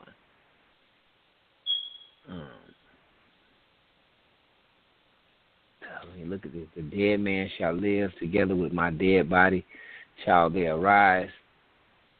We know it's a song, but I could run with this. You know what I'm saying? Like, literally, this is what doctrines are made of. Okay, this has all the juice in the makings for you to make your own doctrine. But hold off till we get a little farther along.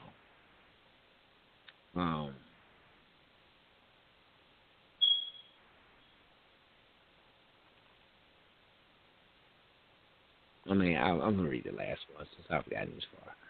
And then I've highlighted the 21. For behold, the Lord cometh out of his place to punish the inhabitants of the earth for their iniquity. The earth also shall disclose her blood and shall no more cover her slain. It's pretty nifty something.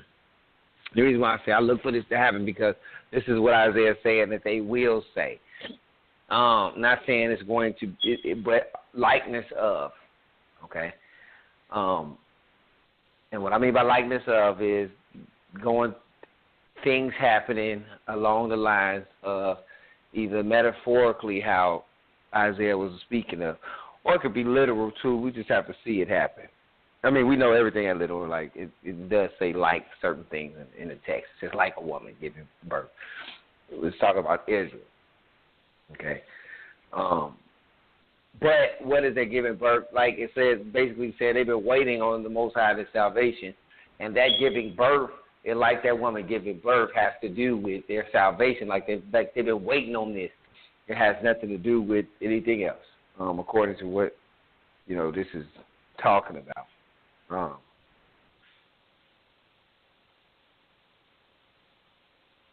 I didn't have anything else. I think. Hold on.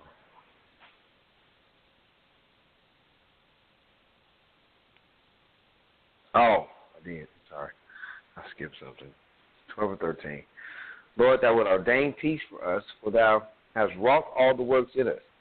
O Lord, our God, other lords besides thee have had dominion over us, but by thee only will we make mention of thy name. I did highlight that because of what it, and it kind of it goes along, of course, with what Yedaya is saying about this name thing. The name thing is been important. Okay, it has been important throughout the Bible up until this point, so it's still important, and it's something that we have to take into account while embracing this culture and seeing what they did or wanted or believed, all these things. So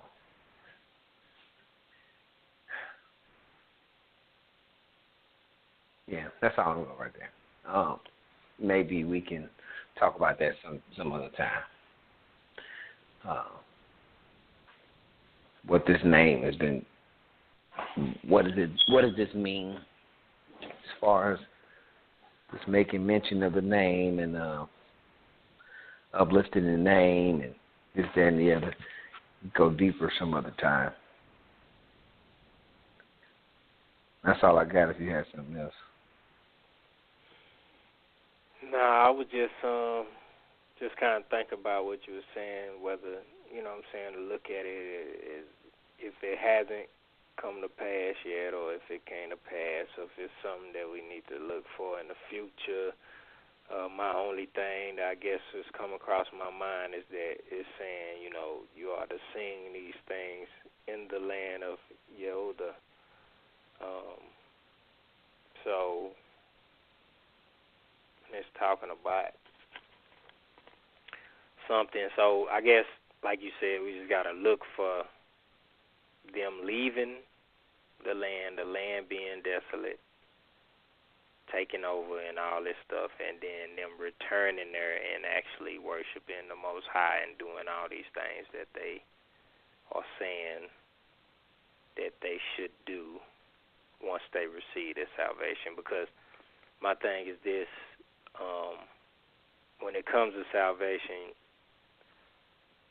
I think given whatever the situation is, your salvation depends on, well, that's more for the rest show as far as talking about salvation according to Israel. But so I'll just stop by saying, as far as in the context of this, it's talking about, say some return to the land of Judah. So I think that's the biggest headline and factor when trying to identify this. So it could be something back then that happened, or it could be something, but at the end of the day, we know it has to do with some returning back to the land of Judah. So that part can't be left out.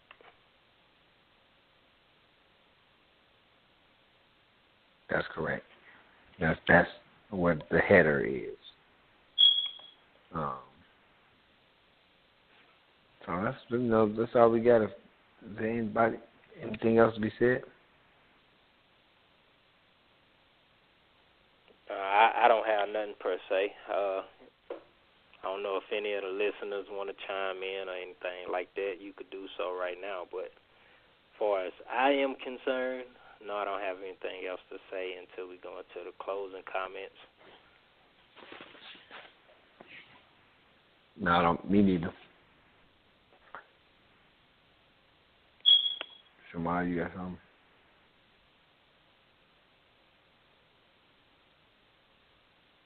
No. Okay. All right, and I don't see anybody in the queue,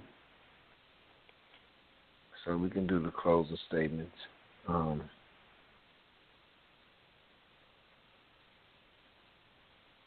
Shema, how about you go? You can go first and do the closing statements, and I'll go, and then we can end off with Yeti. And Yeti, you can pray us out.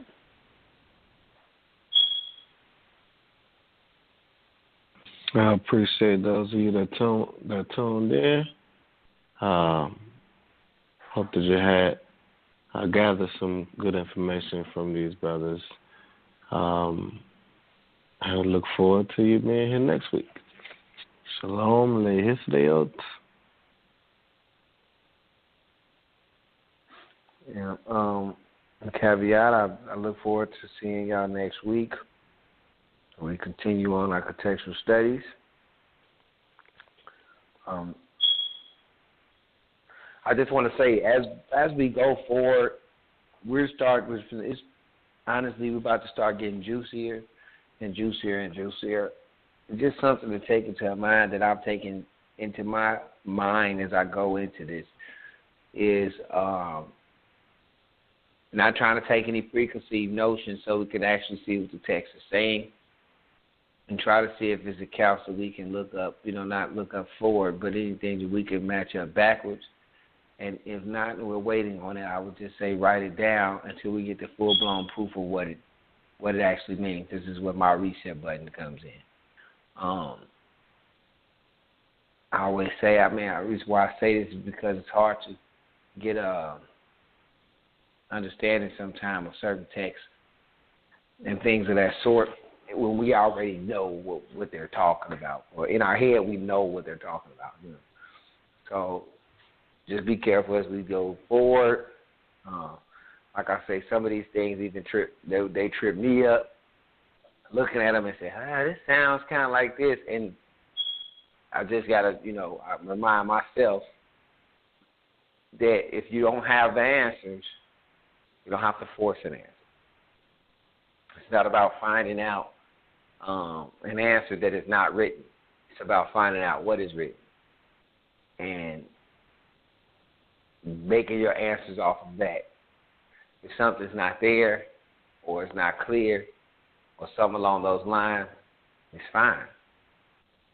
The easiest thing you could say is the writer does not convey what he means in that text or in none of his other writings.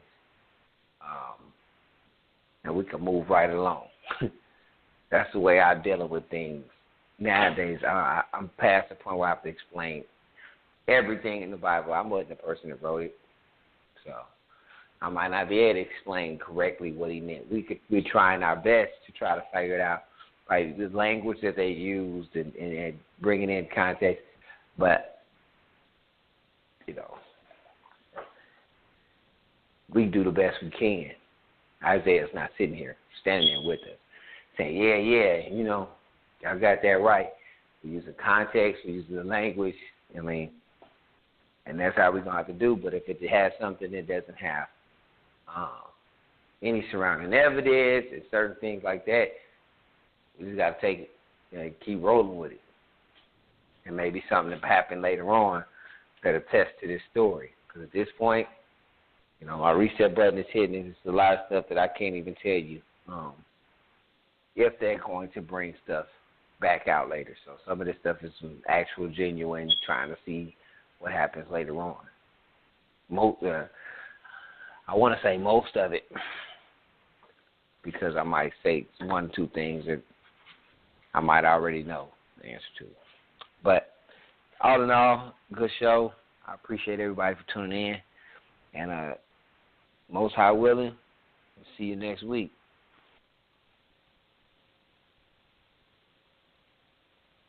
Hi, this brother Yazid. I just appreciate everybody for tuning in. I appreciate these brothers for taking time out their day and taking time out their week beforehand just to get everything prepared and time out their day-to-day with their families and stuff like that to actually sit down and go over this word and come together. It's definitely a blessing. Learning a lot, more than I could have imagined that I would learn in these past 2 years, roughly. So I just wanted to say that. And as far as the YouTube, y'all have not been seeing YouTube posts being put up. I've been having some real difficulties with my internet. The area that I'm in, like, we don't get good service, and it just really got bad at one point. And, like, so my bandwidth was running real slow. I could hardly do anything with it. So when I would try to upload the video, like, the percentage of it uploading would take, like, it would be 1%, and it would be like 4 hours done pass. So I would just stop it.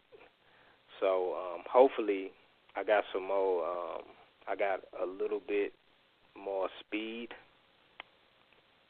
So hopefully, you know, I can attempt to upload where I was last left off and try to catch up, but it's going to take a while for me to catch up to where we are now because we done had several shows. So for the current moment, I guess we could just share the Blog Talk Radio one, which, you know, I wish I could do the YouTube because you can fast forward and rewind on wheel, you know, depending on what you want to hear or whatever. So that's the advantage of having a YouTube. With the Blog Talk Radio, the only way you could do that is if you download it to your computer or your mobile device, then you could fast forward it. So that is an option that you could do. But if you just go on the site, then you got to listen all the way through.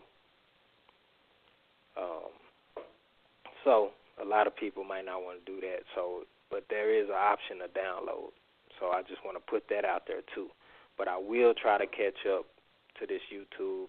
Well, I would try to see even if I'm good to go to even upload it. And I will let y'all know. Then also, we got these rest show topics. You know, I don't know when we plan on doing them. I could put it like I could start putting them up, you know, on the page and just showing what we have so far, what we've written.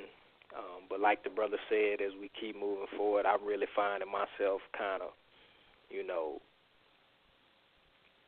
a little bit, I guess I would say a bit overwhelmed with just all the information. But, you know, we working through it. I think we're doing a great job. I just want to tell my brothers that I think we are doing a great job and we're doing a great work for the Most High in regards to breaking down this Hebrew literature and this Hebrew history and, you know, for the people that really seeking the truth. So with all that being said, if everybody would clear their mind or close your mind off to any surrounding distractions, I will lead us in prayer. Heavenly Father, we thank you once again for this blessing, this blessed day. We thank you for the breath of life, once again, having life to walk this day out, venture in your word, fellowship amongst one another. It's truly a blessing. We ask that you continue to be with us. May our minds continue to be steadfast on you throughout this day and throughout the upcoming days. We ask that if you say the same, may we gather here again next Shabbat. And we thank you. Bless your holy name. Amen.